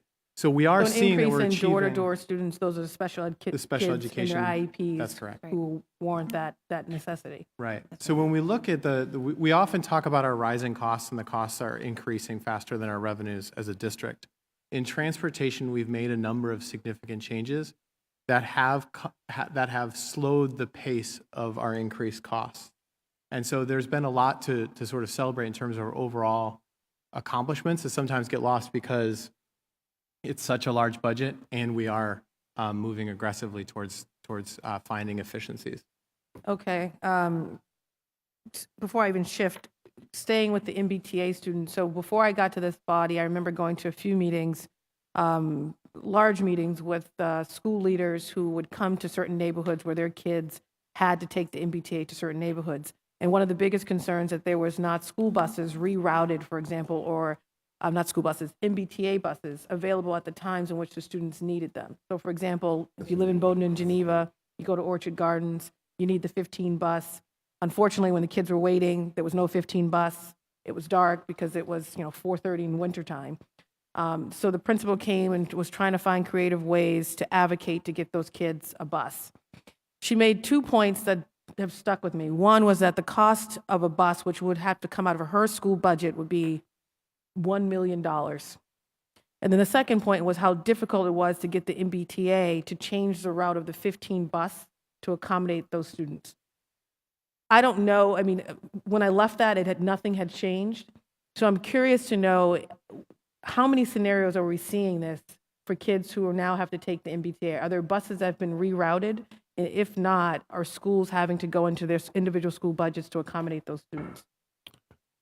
So one point of clarity, I think we're talking about two pieces. One is capacity on the MBTA, and number two is rerouting of buses. The MBTA can't reroute buses to go to schools. No, well, but- actually, let's take a point of clarification. Yep. Not the capacity, the bus wasn't showing up.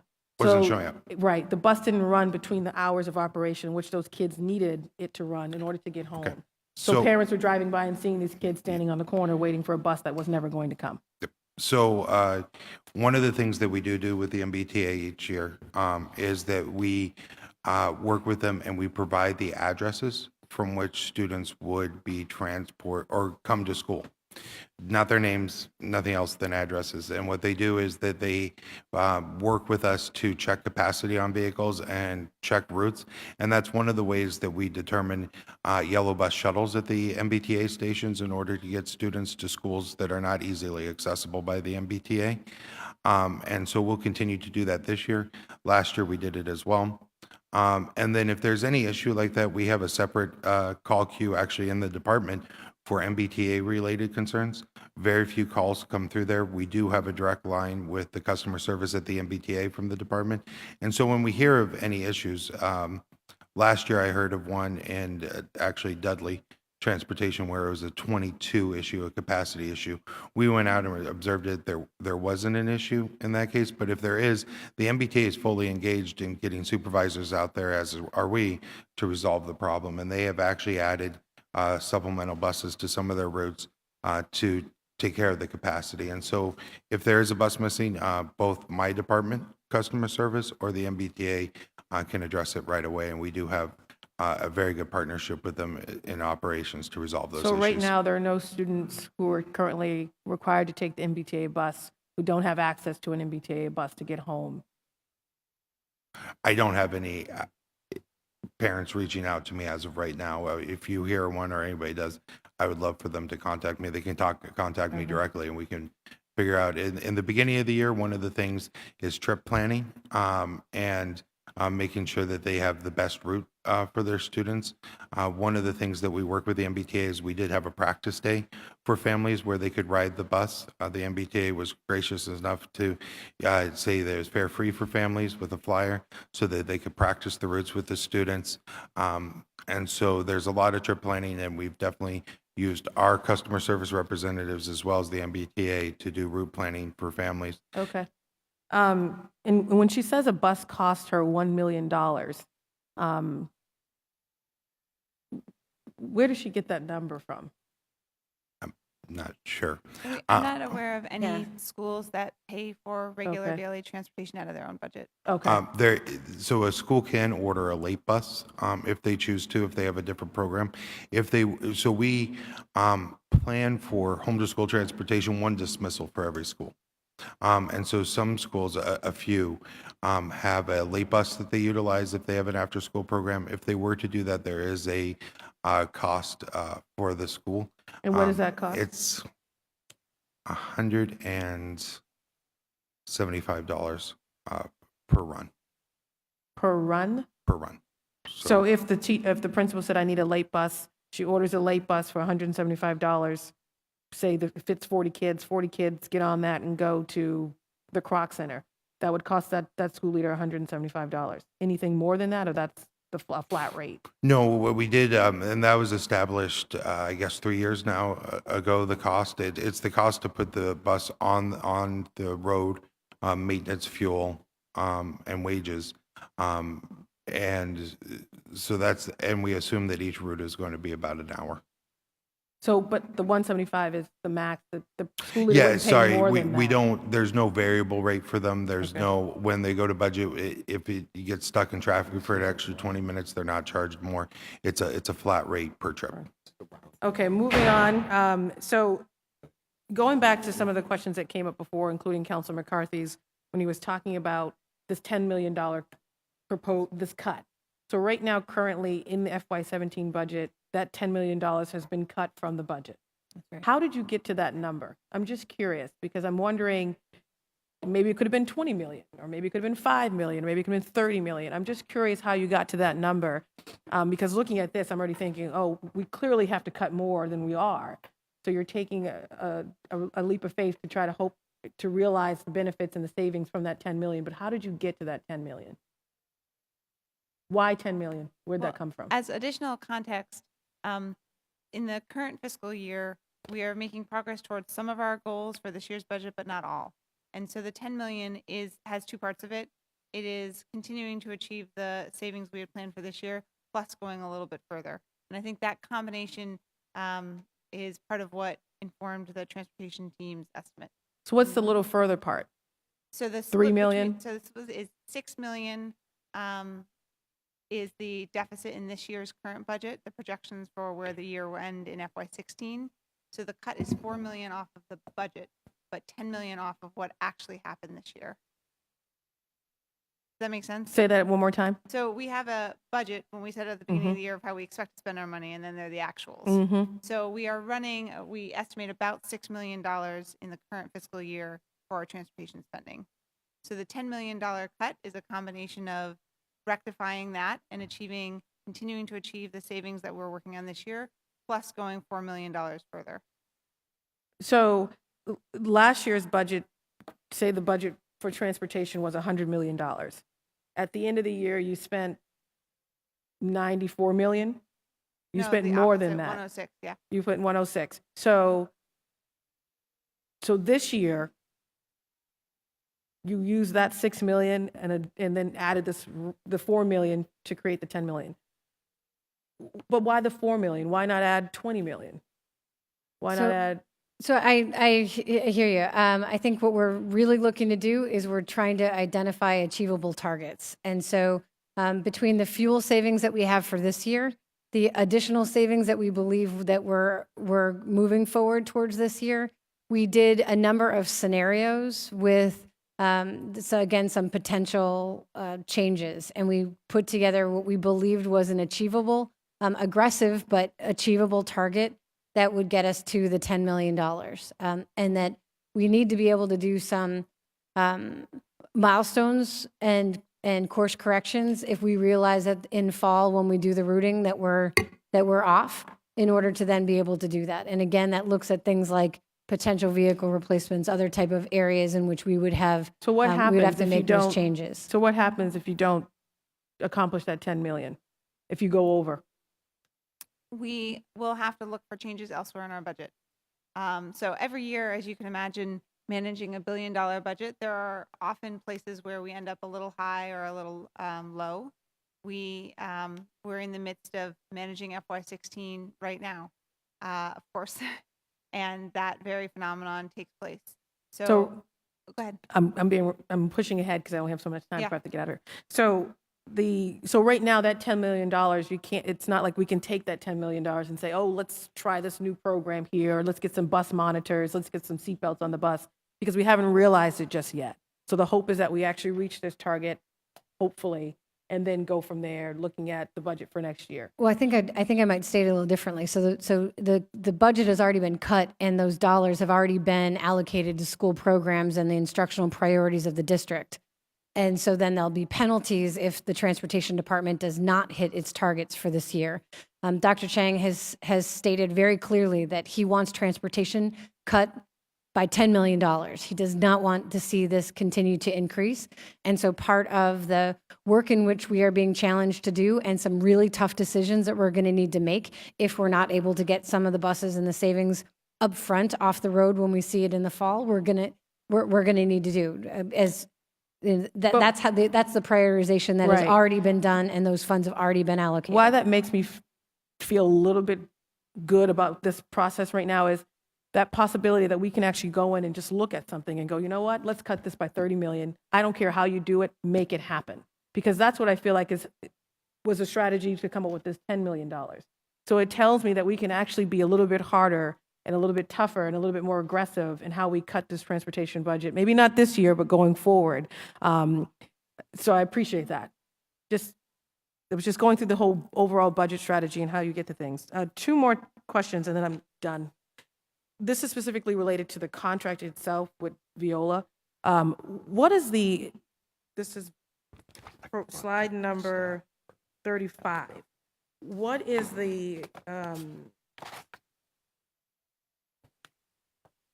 what's the management fee cover and what's the incentive programs cover? What are those? So the management fee is a set fee that was negotiated when the contract was awarded, and it's part of the cost to the contractor. Currently, this is a pass-through contract, which means that every dollar legitimately spent on transportation is reimbursable to the contractor, and obviously, there's some caveats and some specifics in the contract about that. But the management fee is a fee that we pay to the contractor. The variable management fee, or this incentive, is that we do have a pool of money available to the contractor for superb service, and we set very high expectations. This is the incentive programs that you're referring to now? Or are you still in management fee? Correct, the incentive programs. Okay. So there is a pool of money for superb service, and we set very high expectations and benchmarks for the contractor to meet. So you give this money to them if they do well? If they do well, a portion of it. So if you think about it as you have this budget line item, and then if these high expectations are not met, it's reduced by a certain amount throughout the year. And who tracks that? BPS? We do. Okay. So there are incentives and benchmarks and measurements under this incentive program. Can you send us that? How you measure their performance and whether or not they're doing a good job? Okay. And I think to note, so we've not paid $1 in the incentive program to date. And traditionally, transportation is established with what's called liquidated damages. And so that a vendor would be charged for every late bus. Then what comes into play is whose fault is it that the bus is late? Right. Is it that there was a garbage truck that was blocking the road for an extended period of time? Is it because we added a student and so we've offset the route, and so now the route has a problem in order to be able to get it in terms of it being on time? There was a lot of this tit for tat, whose fault is it and who actually owes the dollars that went into previous contracts. So when we went out to bid for this past, when we went from first student to Veolia Transdev, we found that our vendors were actually padding the management fee in some essence up to $20 million in order to cover the cost associated with not going into the red with respect to this liquidated damages. So this was our ability to kind of shift that. So if we were to say, okay, we are spending on average, or we are getting back on average $2 million in liquidated damages, but it's a huge cost in order to get that out of the particular vendor. Is there a set of dollars we can set aside that if they were to hit that target, that's worth it, because that would have then been dollars that came to us, and so it ends up becoming a wash. So again, rather than continue to count and ask for those dollars, we hold the money set aside, and that if they get it, we then would pay out. So in theory, if we hit that 95 or 97% target, we would ideally be in a similar circumstance overall. Can you send through the chair a breakdown of what the management fee covers for them? And it could be their staffing, whatever else, but can you send us a breakdown of what that actually covers for that contract and what the incentive program measurements are? And if we've paid them anything, it sounds like we haven't yet, then if so, where is that money? Can you just send us a little bit more about this? I want to be respectful of my colleagues. We don't have a ton of time, because one of the biggest things, I'm only in month 5 as a new District 4 city councilor, and we have already been in contact with BPS about transportation issues, kids being left on the bus, parents, buses not showing up on time. So I have a real concern about who's holding the drivers and the provider accountable, and if whether or not BPS has the capacity to do that well. And I'm not seeing that right now. So if you could send me a breakdown, I'd greatly appreciate it. Thank you again for being here. Thank you, Mr. Chair. Thank you. And just for clarification, so this year's budgeted for transportation is almost 115 million, right? Um, Page 13. It's a little shy of 115 million. I believe that Nate, I'm looking down to you to make sure I get this right, that the 115 is the projected spend for the year. For which is FY17. For FY16. 16. Okay. The total budgeted amount for the transportation department in FY17 will be 104 million, 104.5 million. That's the amount that's in the transportation So department. that's the 10 million That's the, net of the $10 million reduction. through hopefully optimization and efficiencies Correct. that we hope. Okay. Counselor Jackson. Thank you so much, Mr. Chair. Mr. Chair, I would ask that you direct the department to actually give us an FY17 budget, because what we have here is FY16. If this were a post-audit hearing, then that would be appropriate. But the data that we're talking about is actually from a year ago, and you're not giving us the proposal. So I guess the question I first have for you is that I don't understand how you're making a distinction on the middle school students versus on the T versus the yellow buses, because you're telling us you don't know who gets on the yellow bus.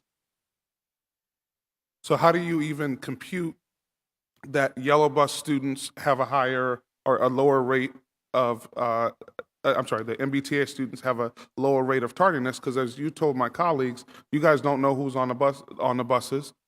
You may have numbers of who's on the bus, but you don't actually know. So how do you even have that comparison between the two sides? So these would be students that are assigned. So if I'm assigned an MBTA pass, then my attendance record and my tardiness record would be associated with me being assigned an MBTA. If I was assigned as a yellow bus rider, then my attendance and my tardiness data would be associated with that number. But you've told us that you don't know if all of those yellow bus riders actually ride the school bus. And I've heard my colleagues say that there's people who actually have a stop, but haven't been allocated. But that's neither here nor there. I guess the couple of areas that I wanted to ask you is, let me see if I have my math right. From a fixed cost, special education, charter schools, private and parochial schools are fixed costs, correct? You can't change. You will actually go against the state law on that, correct?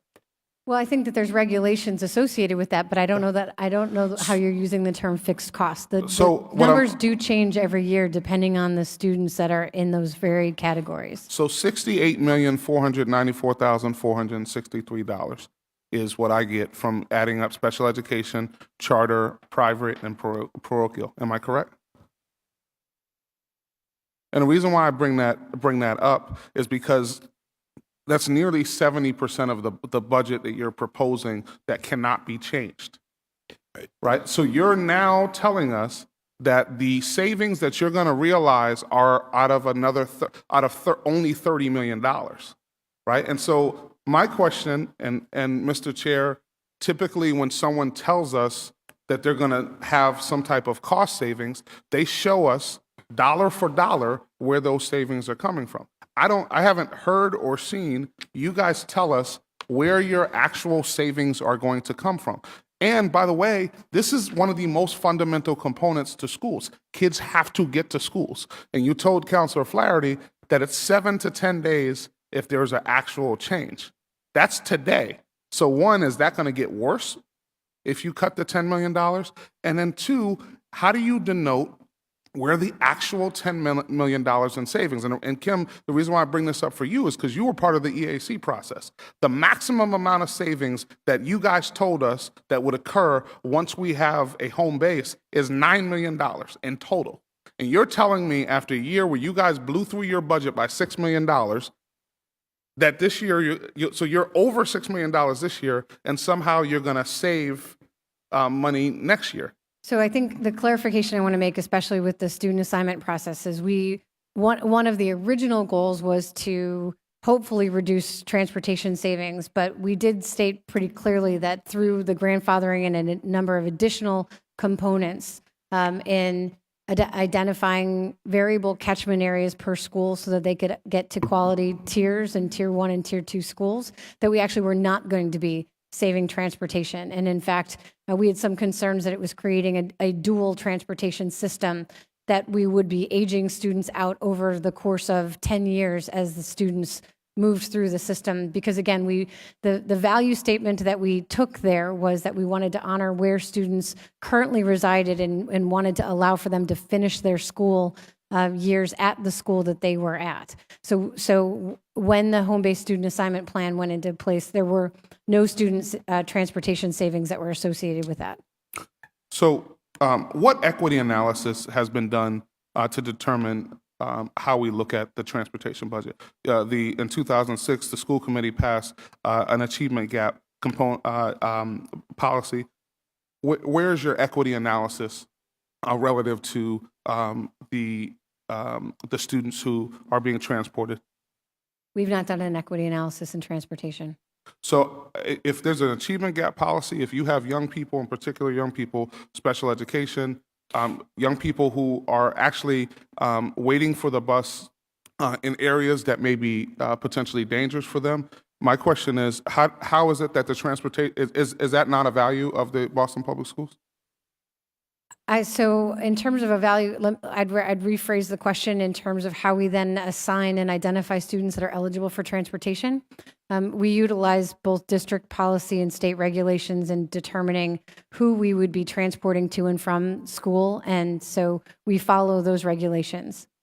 So I would simply say I would like an equity analysis done on the transportation budget, because it is very likely that there is disparities in terms of how we currently do things. So the superintendent, and I want to dig back in, and we need to have this data, and we were promised this data about the savings relative to the MBTA 7th and 8th graders. What I see here, which is really interesting, is you have the same number of buses, right? And with the same number of buses, same number essentially of runs, but less students. My question is, would it have been cheaper to keep the 7th and 8th graders actually on the yellow buses, because you were using the same number of actual buses? Actually, that's a great question, and that was one of the data points that we made for the school committee when we were sharing the budget updates. The actual moving the 7th and 8th graders to the MBTA allowed for us to relatively flatten out over time. We had about 300 and some odd door-to-door students that were added over the course of this year per their IEP. And so there's not a one-to-one correlation as to where the 7th and 8th graders were riding yellow bus versus where these special ed students were added to the overall system. So we can provide that data. That is data that we gave to the school committee to show that the number of middle school riders did come down, and the number of door-to-door students, which had different bus needs for the city. Had we kept both, we would be looking at an increase of buses for this school year. How much does the TAP card pilot cost? How much does the system cost? We have budgeted $600,000 for it. Okay, and that's for 4 schools. Oh, no, sorry. That is for FY17, which will be a much broader rollout. We haven't gone through the RFP process yet, so we'll have more detailed information when we hear back from our prospective vendors. And is part of your savings from the McKinsey report moving bus stops? Is that one of the things that you were considering in the McKinsey report? They are suggesting moving bus stops from 0.1 miles to 0.25 miles. Is that one of the things you're considering? I can speak to that. That was an item in an earlier draft of the McKinsey report, and we spoke to them about that issue at length, and I believe convinced them that that particular idea was not a cost savings in the way they had calculated, which is why I believe it was absent from their final report. Okay, so this was actually so you know, this 3 years ago this was actually considered, and it gave a great deal of heartache to the young people and parents in the city of Boston. So that is, to me, not an option. And I think the other component that we need to think of is that our young people are not in a vacuum.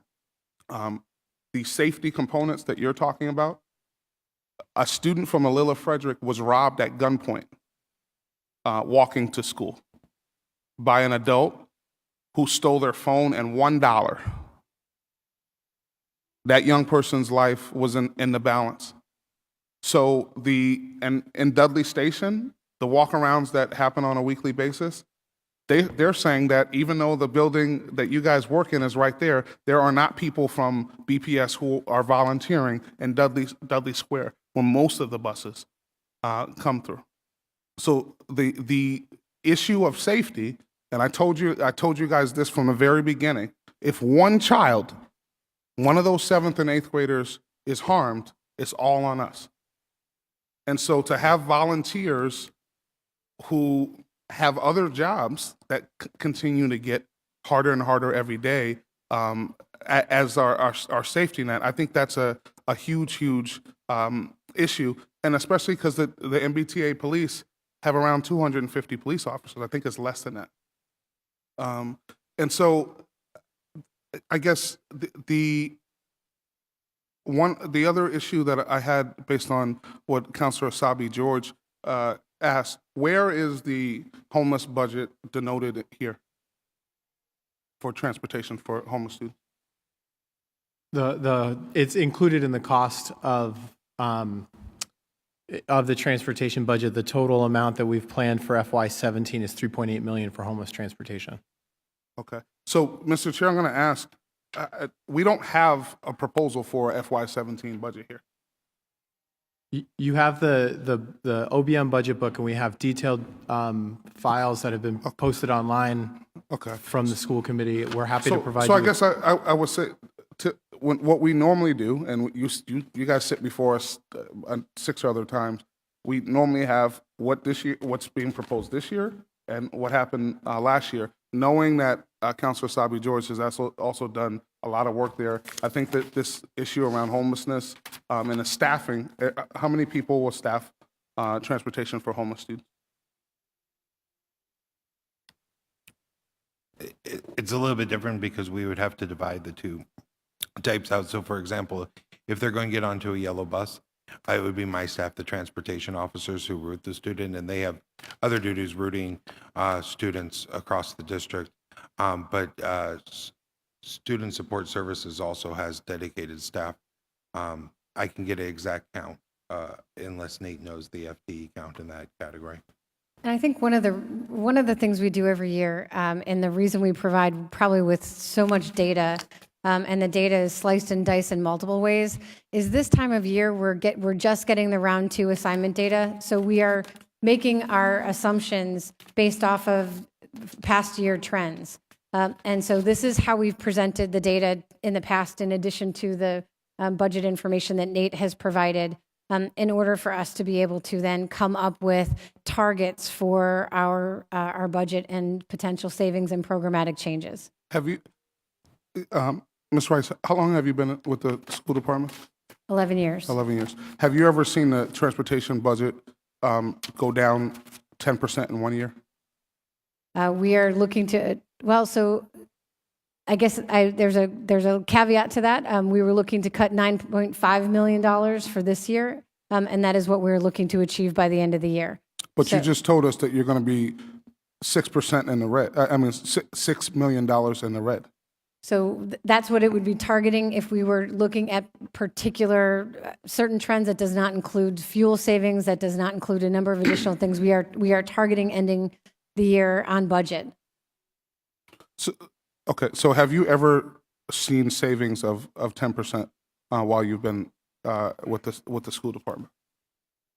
I have not seen savings of 10%. Okay. So again, you guys are proposing a budget of 10% and $10 million in savings. It's not denoted anywhere in here, and at the same time, we have glaring gaps in terms of how young people get reconnected who are foster care students, homeless students, and also students who actually move. I don't understand. This is 10% of our budget and continues to grow, I don't understand how we're not addressing these issues. I am not confident that you are going to achieve the savings this year. I'm not actually, and I'm definitely not confident that you're going to achieve the savings in the future. I am really frustrated that you guys have not looked at transportation as the equity issue that it is. There has been no analysis, even though you have an achievement gap policy, and some of the most vulnerable students are the ones who are 7 to 10 days out of school, the people who are having the toughest time. I think you guys have a lot of work to do relative to how we transport our young people, the equity lens that we actually look through this, and whether or not this budget is even the truth. I don't believe these numbers. There's no precedent for these numbers, and you have not denoted these numbers. So I think you guys have a lot of work to do relative to how you justify that you're going to get or squeeze 10% of savings out of this. And if folks are laid off, the biggest group of people that you have are bus drivers. That makes me question, how are kids going to get to school, right? So again, fuzzy math. Mr. Chair, I would ask that there be a presentation that follows up with numbers for this year. And yeah, we can go back to our budget books, but this is one of the most efficient presentations that we've had and is one of the most important chunks that we will look at. Thank you so much, Mr. Chair. Thank you. We've been joined by Councilor Josh Zachem, and the chair recognizes Councilor Ayanna Pressley. Thank you, Mr. Chairman, and thank you all for being here. Some of these questions may have already been asked and answered. Some I'm asking again just to get clarity, and some I may have missed when I stepped out. So I want to just make sure I'm not missing a slide, and I wanted to be, very specific in this question, just trying to understand the comparison with the new home base program and with the 3 zones. Do we have any data within this packet that compares BPS transportation costs between the current system and the old system within the 3 zones? I see the slides that says, ratio of estimated transportation cost to total school allocation, 14% for school A, but I don't know what number I started with. The same is true for school choice B or school choice C. So do we have that data? And if we don't, do you have a sense as to how much longer you'll need to compile that? So what we have is we do have year-to-year transportation data, and we've got distance to home in terms of the number of students that are have transportation eligibility or whether they've gotten closer to home. I think the challenge in kind of teasing some of those numbers out is that there are varied costs in there that are neither home base or 3 zone in terms of the algorithm. So the example I would use is this year, where we moved 7th and 8th graders to the MBTA, and we were able to decrease ridership of general ed by about 2,000 students. We had an increase of 300 students that were door to door. But we'd be happy to walk you through and provide that data so that you could see year over year and where we're looking at that. We are attempting to code as part of the long-term transportation or the long-term financial plan, which a big part of that is transportation, code out folks that are grandfathered in so that we'd be able to see potential costs associated with that policy. And if we were to make changes to the policy, what would that look like? All right, and certainly I'm pushing for that because I'm trying to better understand if our intent is being accomplished. And it's hard to do that without the comparative data and sort of to get the top line takeaways. For example, have there been longer commutes for students under this home-based model? Is that something you could speak to with the news? It absolutely is. We've got a breakdown of the average distance. We've got the greatest distance traveled. We've got overall transportation eligibility. So we're able to look at that. And what we've been doing is tracking it by grade. So, K2, for example, and now grade 1, for youngsters that are entering into the system that aren't kind of grandfathered in, so to speak. There's kind of 2 levels of grandfathering. One was looking at students that were able to stay in their school. So for example, 5th graders. If you look at 5th grade overall, those students have aged up in the 3-zone plan. So we've got one transportation system that's still transporting those students that are in the 3-zone model, and then we've got our new students that are coming up that are being assigned based on home base, some of which were grandfathered in because they've got a sibling in a zone school. So, but we've got all of that coded comparatively, so we can take a look at that and we can share that with you. Okay, I'd appreciate it. Just getting back to the MBTA, I mean, you know, we all recognize that we have one of the oldest systems in the country, that we have reliability and access gaps that exist within our public transit. I did vote, you know, the transportation budget down, was not a fan of transitioning our students onto MBTA buses. I did just want to dig a little bit more, you know, into the MBTA and sort of that feedback process. I know that Kim, you were saying that in real time you have sort of that reporting that is happening for the purposes of recalculating and modifying. I just want to hear a little bit more about that because, you know, when you characterize it as, what did you say, disfavorable adults in terms of what the youth are being exposed to? Disorderly adults. Okay, I'll tell you how that's reported back to me from our students and from our school nurses, who many of these students speak to, and that is young women being made to feel very uncomfortable, and young men being, you know, solicited, if not potentially groomed for gangs. And I know when we first talked about this, people thought we were being alarmist and kind of awfulizing and elevating what are really anomalies, but it just is true. And I understand that school of thought that our kids live in an urban city, they go to and from places all the time, they're at risk for these things all the time, you know, but I think we can all agree that we want to protect them, especially, I mean, all our children, but our middle school students just do not seem to be equipped. You know, and I spoke with a group of school nurses last week who confirmed my biggest fears on this front. They are not emotionally equipped. They don't have the maturity to navigate what they're being forced to navigate just in getting to school. And so I worry that whatever real-time measures we have to quantify that data are not far-reaching enough, or that the students don't even know who to talk to. And even if you couldn't quantify it in number, it's no less important because it's just a feeling. They don't feel safe. They feel vulnerable. Just getting, you know, to the bus or the T, or even on the T. And so I just wonder if you could just speak some more to that. And I'm really curious about how student voice is being captured. It says that you're soliciting feedback, but I just don't know how we're doing that. So with the MBTA police, the students, the schools, et cetera. So that's actually a great point, and one that we've really looked at, especially with our program for Safe Routes to Schools. And when we look at our incident data, so much of what we hear and the concerns when we report out numbers, and I think we're always very cautious about reporting out numbers, is because the exact things you're talking about are those numbers that go unreported.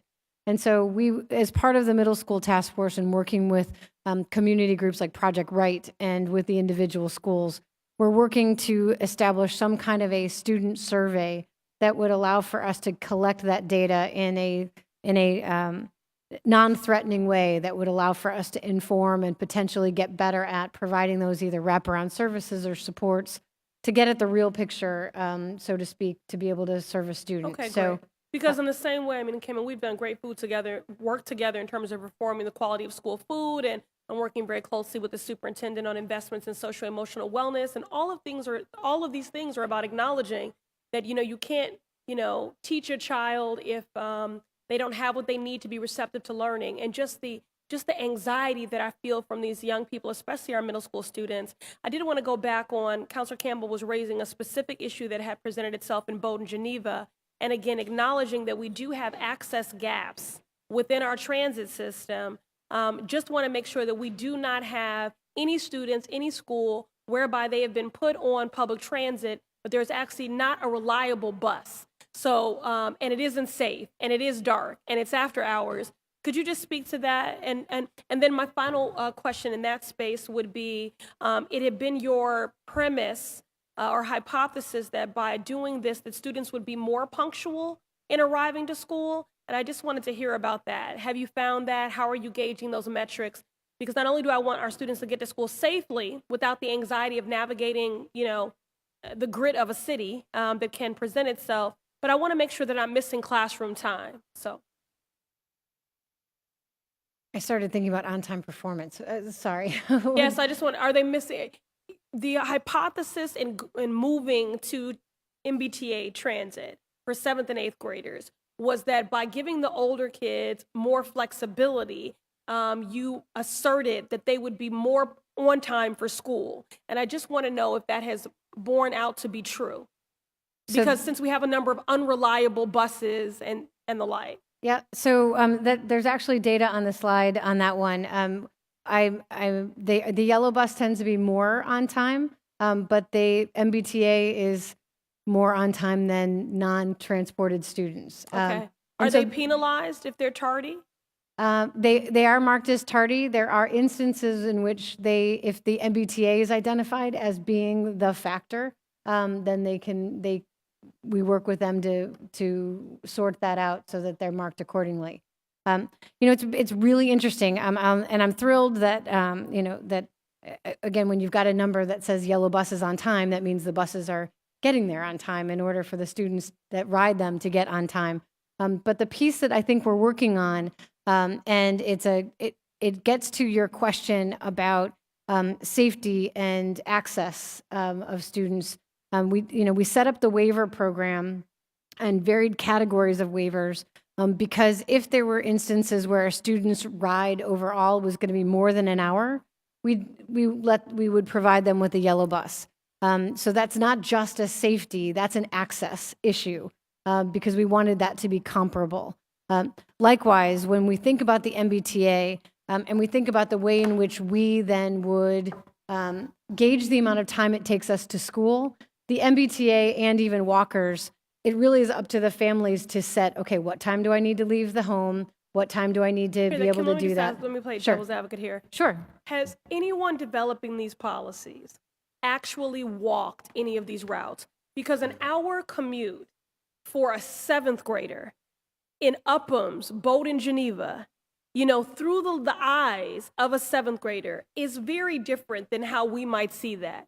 And I just want to make sure, again, if they might have an anxiety in speaking for themselves and their parents may be unaware, but an hour is a long time. So could you just talk to me in terms of what is the criteria to opt out and what have those reasons been? So you said if it's longer than an hour, the commute, okay. But again, a 7th grader traveling for an hour, to me, as a parent, I would not feel comfortable with that, especially in certain parts of the city. I just have to be frank and say that.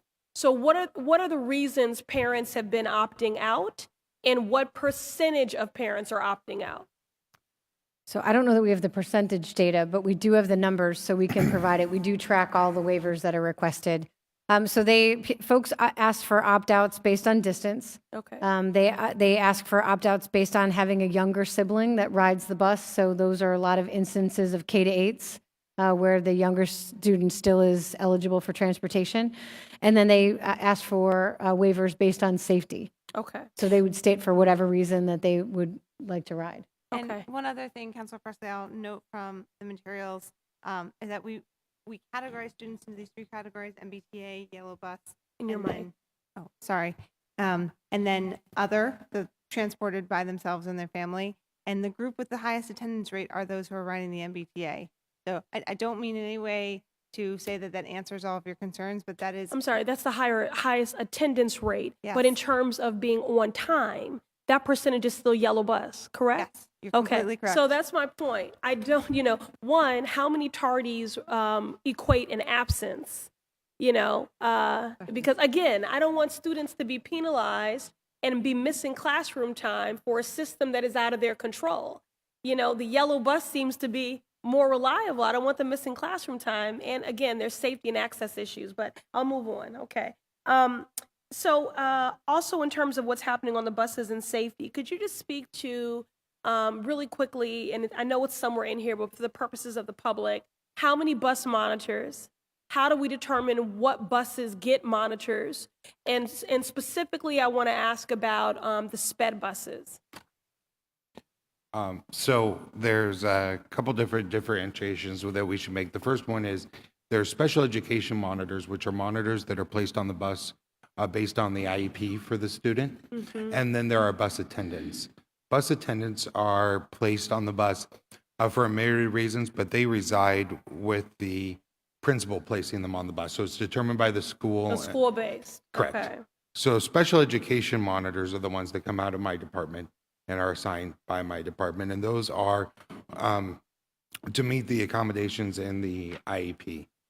There's two different types of monitors that can be placed on the bus. One is a general monitor, or it's been determined that a student needs an extra adult on the bus, but not necessarily a one-to-one ratio with the monitor. There's also one-to-one monitors, which means that that student needs adult supervision only for that student for the entire ride. Okay, so let me just make sure I'm keeping up here my copious note-taking. So you have bus attendants, which are school-based decisions. Principals decide if they want to have a bus attendant Correct. on their buses, okay? Then you have general monitors. Is that correct? I would, the way that I classify it or Is it think bus of it. attendants and SPED monitors? What's the, Yeah, in general? so one would be a bus attendant would be placed on the bus at the determination of the principal and the team at the school. Okay, What I call a general SPED monitor is that it's a monitor that can serve multiple students. So I depending on see. the IEP, it may designate that there just needs to be a bus monitor, additional supervision on the bus, or it may designate that that student needs a one-to-one monitor, which would be a dedicated employee just to supervise and help that one student. okay. All right, and so then could you tell me in totality how many bus monitors we have? And you have elucidated for me what informs that. I just wonder if there's any flexibility in that to recalibrate. You know, again, if you've been on any of these buses and seen what happens, and especially with the SPED buses, I mean, according to your data, there have been 5,866 incidents reported on buses last year, and currently only 37% of BPS bus trips have monitors on board. Is that correct? That is definitely the numbers for the special education monitors. Okay, so that's not generally correct. That Yeah, is- I would need to go back and check. I'm assuming that's from a presentation to school Yes, committee. okay. Yes. So could you give me then what is the numerical or percentage breakdown of bus attendants versus SPED monitors?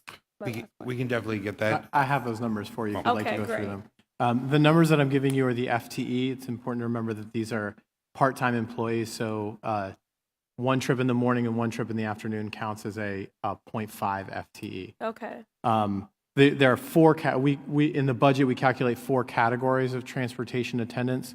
The first are those that are put on routes by charter schools. Those are paid for by the charter schools. We have in FY17 54 positions planned for that. The second is safety attendants that are paid for by the district and allocated for school safety issues. The request comes from the schools. They're allocated by our operational leaders. We have 31 FTE in that category. The second are safety attendants that are put on the bus by the school. These are almost exclusively at our early learning centers and early education centers. So we have 8 FTE for those. And the final category, the fourth category, is the one that Jonathan's been talking most about, are the special education monitors. We have currently 213 FTE, which translates into something like 416 actual trips covered. okay. Now, is that for the SPED specifically, or actually no, for the monitors across the board? Is this a level fund or a decline or an increase? So we're seeing an increase in transportation attendance overall since FY. I went back and looked at in FY09 we had 263 total FTE. In FY17 we have 305. So we do see an increase.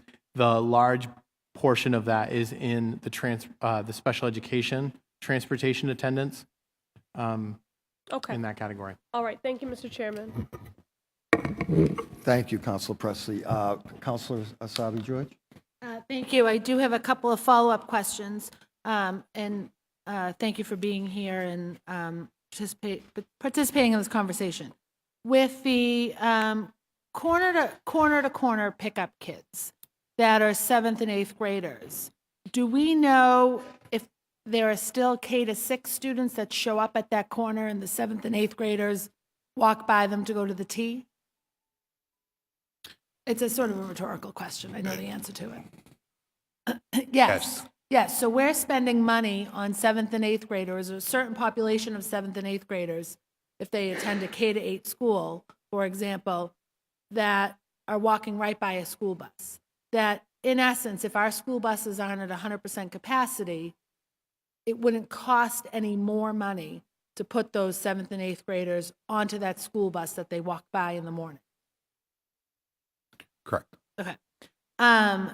The door-to-door for students with special needs that require door-to-door, do we have an analysis of how many other door-to-door students a particular school bus may drive by in order to get to that door-to-door kid? So if you've got 2 kids within the same 3 or 4 block neighborhood, are we looking at the routing or the trip mapping of those door-to-door school buses for kids with special needs? So we definitely are. I think yes would be the answer. We are looking at that, but to get an exact number or KPI for the number of buses that go past a different door-to-door stop, I'm not quite sure how we would produce that. I can think about that.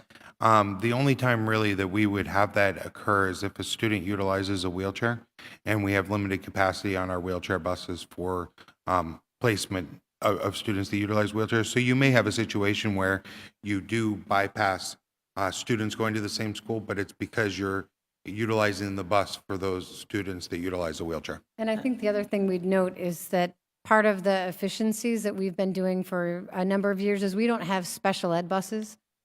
We provide transportation for students to schools.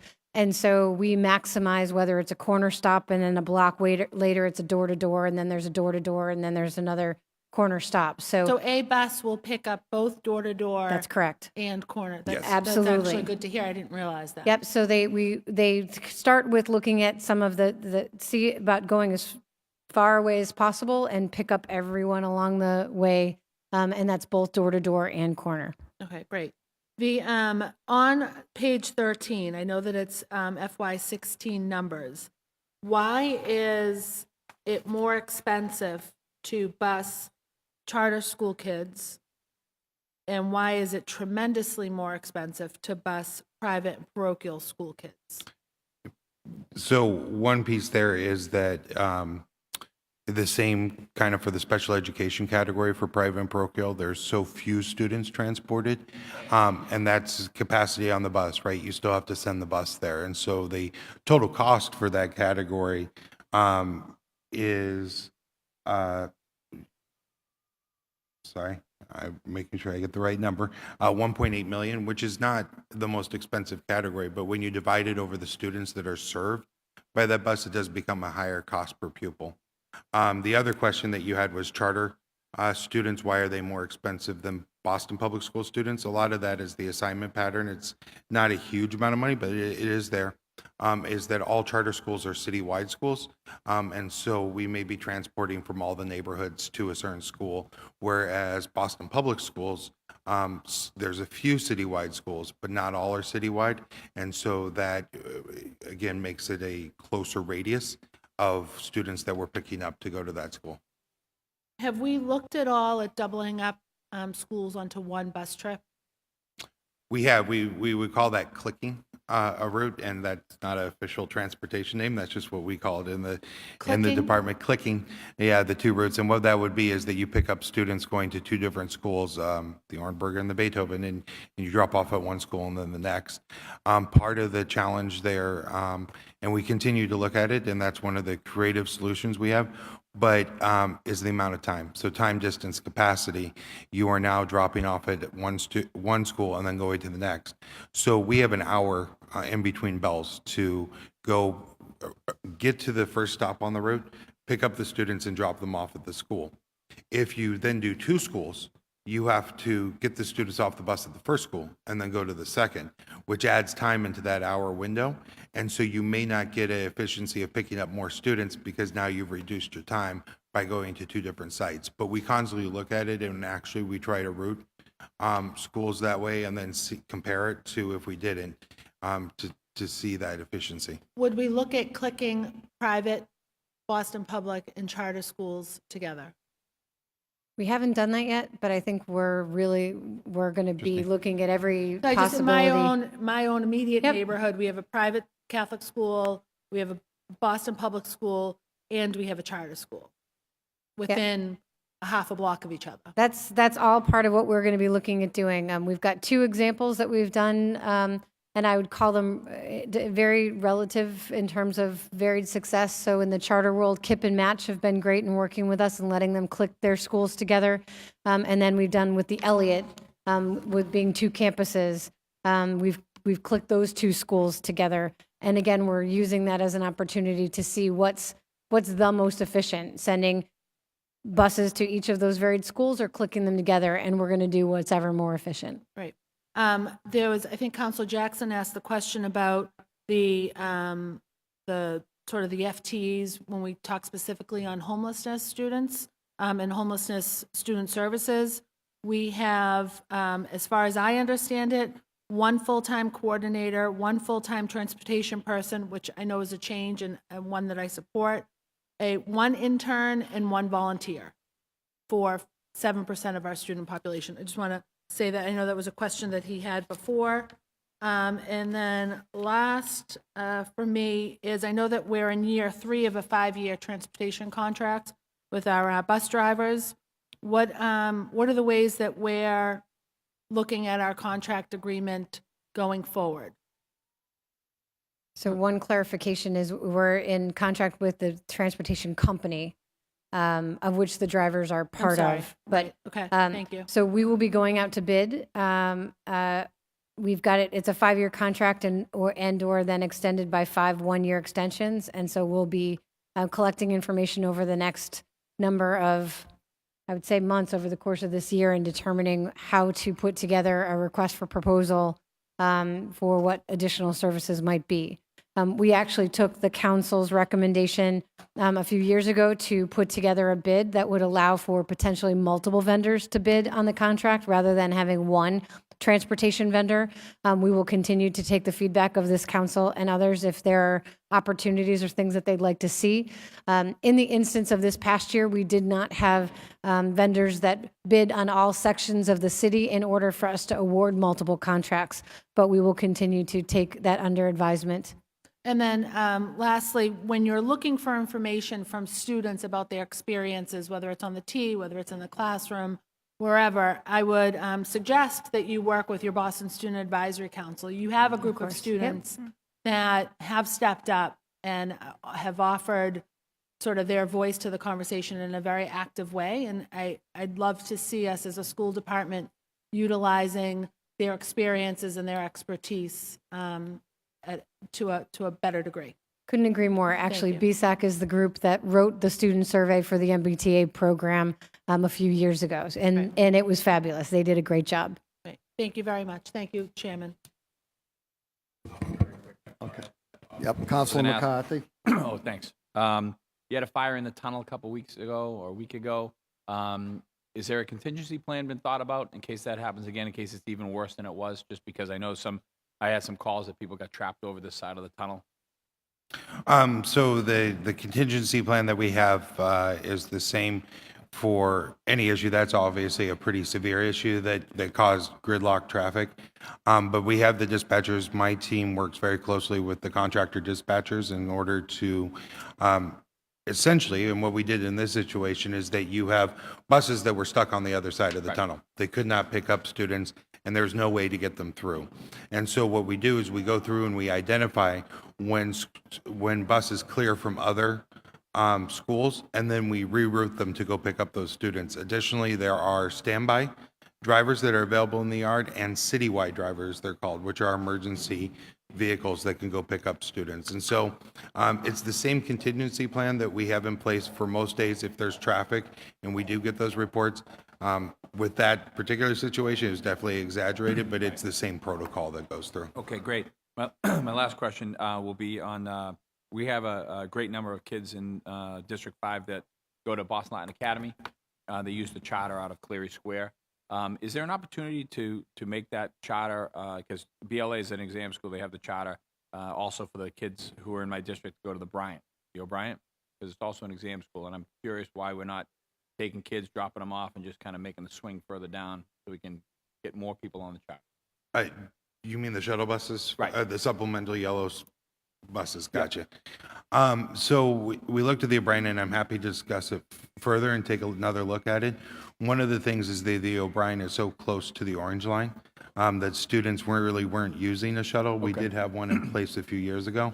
But we could definitely look at it again, and maybe we could talk about the feedback you're getting and That'd be talk to great. those families. I appreciate that. Yeah. Thank you, Mr. Chair. Thank you. That concludes this portion, and we're going to go to public testimony. I'll call up 3 names and just come to the podium. Kenny Jervis, Renee Salty, Gwendolyn, if you want to.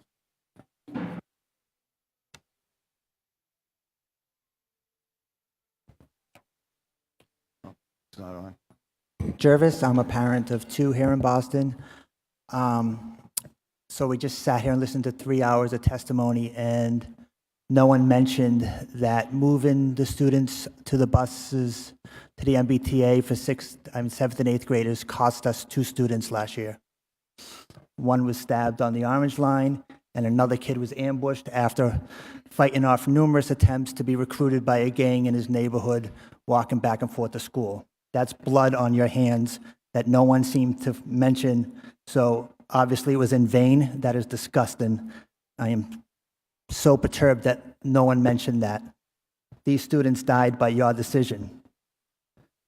Another point, $110 million, and you guys just do not put the fine-tooth comb to it that needs to be put to it. The BPS Transportation Department dictates what the other $900 million gets to do, and that most of the time does not benefit the programs or schools relying on those services, yet they dictate what services they're able to provide. That has to change. The transportation has to supplement and enhance what the schools have to offer, not vice versa. So that has to change. The Senate budget came out today, and once again, House, Senate, Governor, no increase from McKinney-Vento. Have you been up there to advocate for more money? We've doubled the number of homeless in this city. We're transporting twice as many, and yet, and we all got a letter in January talking about the need to advocate on the city and state level, yet is it happening from the Bolin, or is it just a letter that was put out in January and that's it? Get to work, guys. Get to work. Stop collecting your paychecks without doing the work that benefits it. All of us. Thank you. Renee? Good afternoon. I'm Gwendolyn Clark. I'm a Boston Public School retiree. I worked in the school department for 34 years, and I've been retired for 10. Renee Succi, who is a Hearn council member with myself, was to testify here with me, but she had to leave to pick her daughter up from Latin school. What we would like to say to you today, we heard from the Boston Public Schools Transportation Department 3 words today that I've never heard: emergency yellow routes. When I'm volunteering in the Hearn office, as late as last week, asking the transportation department, how long will it take for a homeless student that is residing in Boston to be routed? I've never been told there is such a thing as an emergency yellow route.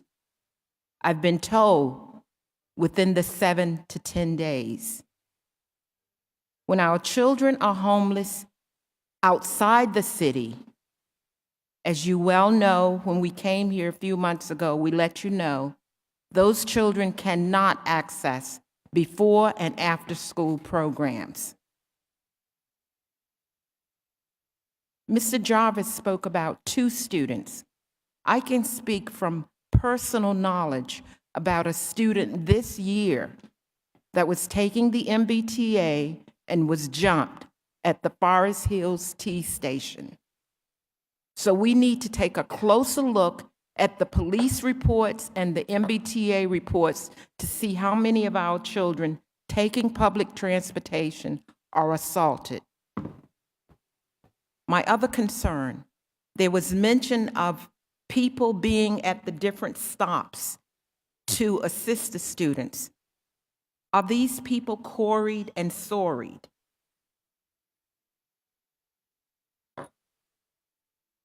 I'm wondering, are we realizing that our children are the best jewel that we will ever have?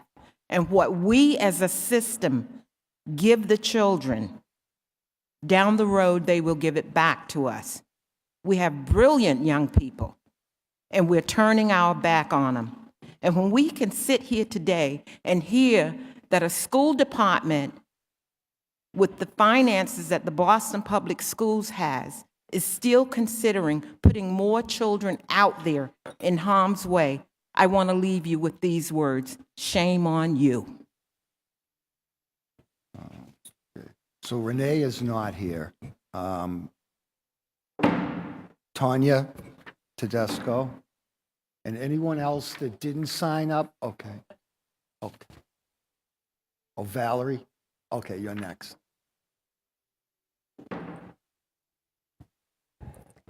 Hi, I'm Tanya Tedesco. I'm back. I'm sure you're all thrilled. I just have 2 quick comments. Sitting through the transportation discussion, it's clear to me again that this budget continues to further exacerbate the inequalities present in this city. And again, I plead with all of you to go to the mayor and address this issue. And as far as the $10 million in savings, I find it beyond, I can't even process the fact that central office is able to present you guys with benchmarked cuts while the schools in January actually issued pink slips to staff based on real cuts. The disparity between that is absolutely mind-boggling. If we're going to go for benchmarks, let's let the school go for benchmarks as well, instead of all of the upheaval that has gone on for the past 6 months with schools having programming cut, parents leaving the city, parents not knowing what's going on with their kids for next year. They need to be held to the same standard that they are holding the schools to. That's all I have to say today. Thank you. Hi, Valerie, you can come down.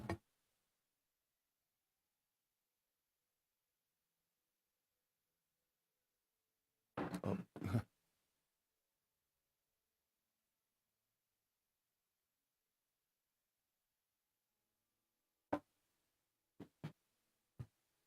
Thank you. My name is Valerie Barnes. I'm a recently retired, reluctantly, from the Boston Public School Department and a member of the BTU retirement.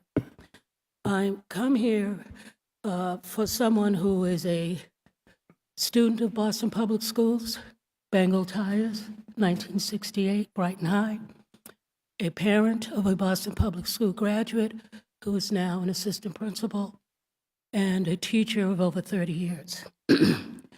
My concern with the transportation department is twofold. There are many wonderful employees at the Boston Public Schools transportation. However, it would be important for the council and the chair to understand that we might need a little undercover boss mentality to get the true picture of what's happening in our city. I'd like to thank this gentleman here who brought out some of the concerns with safety, with transportation and the need for monitors on all the buses. Here, I wonder what the cost may be. Diesel buses, do we still have them? And if we do, why? Secondly, the number of children on large buses can, in some cases that hold 65 children, have 10 children on a bus. Half buses and minibuses, which have less than 3 children on the buses, and everything that I say is prefaced by the word some. Certainly, this is not indicative of the entire BPS transportation system. But there are more cases when a van would be more suitable than a 65-seater bus. The other problem with expenditures, we have several paraprofessionals who work for the Boston Public School District. These are non-instructional people who are there to assist highly qualified teachers in the classroom who could certainly be utilized as monitors on buses. One, they know the children. Two, they're senior and mid-age people who are familiar with the behaviors of children and in many cases have some training on how to work with our children. Many bus monitors do not have training in child and youth development, and many of the problems that you see that arise on the bus are because of the inappropriate measures unknowingly and knowingly used to discipline our children. The other problem is destruction. I have called the Boston Transportation Department while I was teaching, and that would have been a year ago, almost 15 times for a half bus that was blocking Glenway and Blue Hill Avenue. I believe the bus number is 726. After he dropped the children off, he would remain in that area. It's a small one-way street, if you know Dorchester at all, and many cars couldn't get by. It's also an area where the speed limit is questionable as to how people respond to it. So the bus was in the way. And I can't remember the names of the people I spoke to, but in the 12 to 15 communications that I had where I was told something would be done, nothing was done. This is a problem that I'm concerned about. The other problem is the safety and security and the use of our BPS school police. One thing that we need to do is they need to be trained to deal with youth. I think that many of them are not trained or need to be retrained on how to deal with our youth, and that these BPS police can be more utilized to support the bus BPS transportation by providing specific services at Forest Hills, Dudley Station, and some of the congregating areas that our children utilize. The other concern is the BPS buses that, as this gentleman spoke, are just sitting somewhere. Often we as teachers are wondering after 10 o'clock, between 10 and 1 p.m., what are they doing?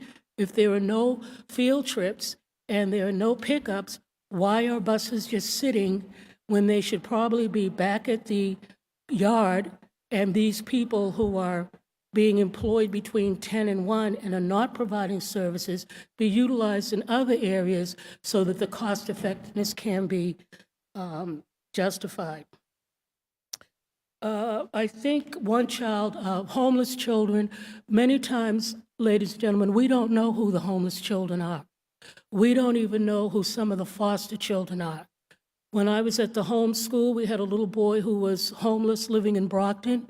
He was dropped off. The home school is an 8:20 school. He was dropped off at 6:45 a.m. The reason I know that is because I like to go to school early to prepare for my classes. And this little boy was left unmonitored, unsupervised for that length of time. Something needs to be discussed in that matter. I respect and applaud those of you who are looking for truth and accountability. Sad to say, and that's why I think that you should develop a undercover boss mentality. We've had children who've been accosted at bus stops. I had a child report that he was tried to be placed in a truck by a stranger. There's videotaping that's occurring on buses. There's bullying occurring on buses, harassment. Bus monitors and bus drivers have approached me asking where can they go to get support for some of the complaints that they have issued. The one thing about being retired is I don't have to be fearful of being reported. I don't have to be fearful of reprimand. I don't have to be fearful of harassment. My voice is free. I thank you for listening, and I applaud your efforts. I also applaud your efforts as well. Thank you. Thank you, Valerie. Thank you. If there's no one else that wanted to testify, that would conclude today's hearing on the transportation topic of the Boston Public Schools FY17 budget. We will adjourn that hearing and then reconvene in 15 minutes. Thank you. This hearing's adjourned.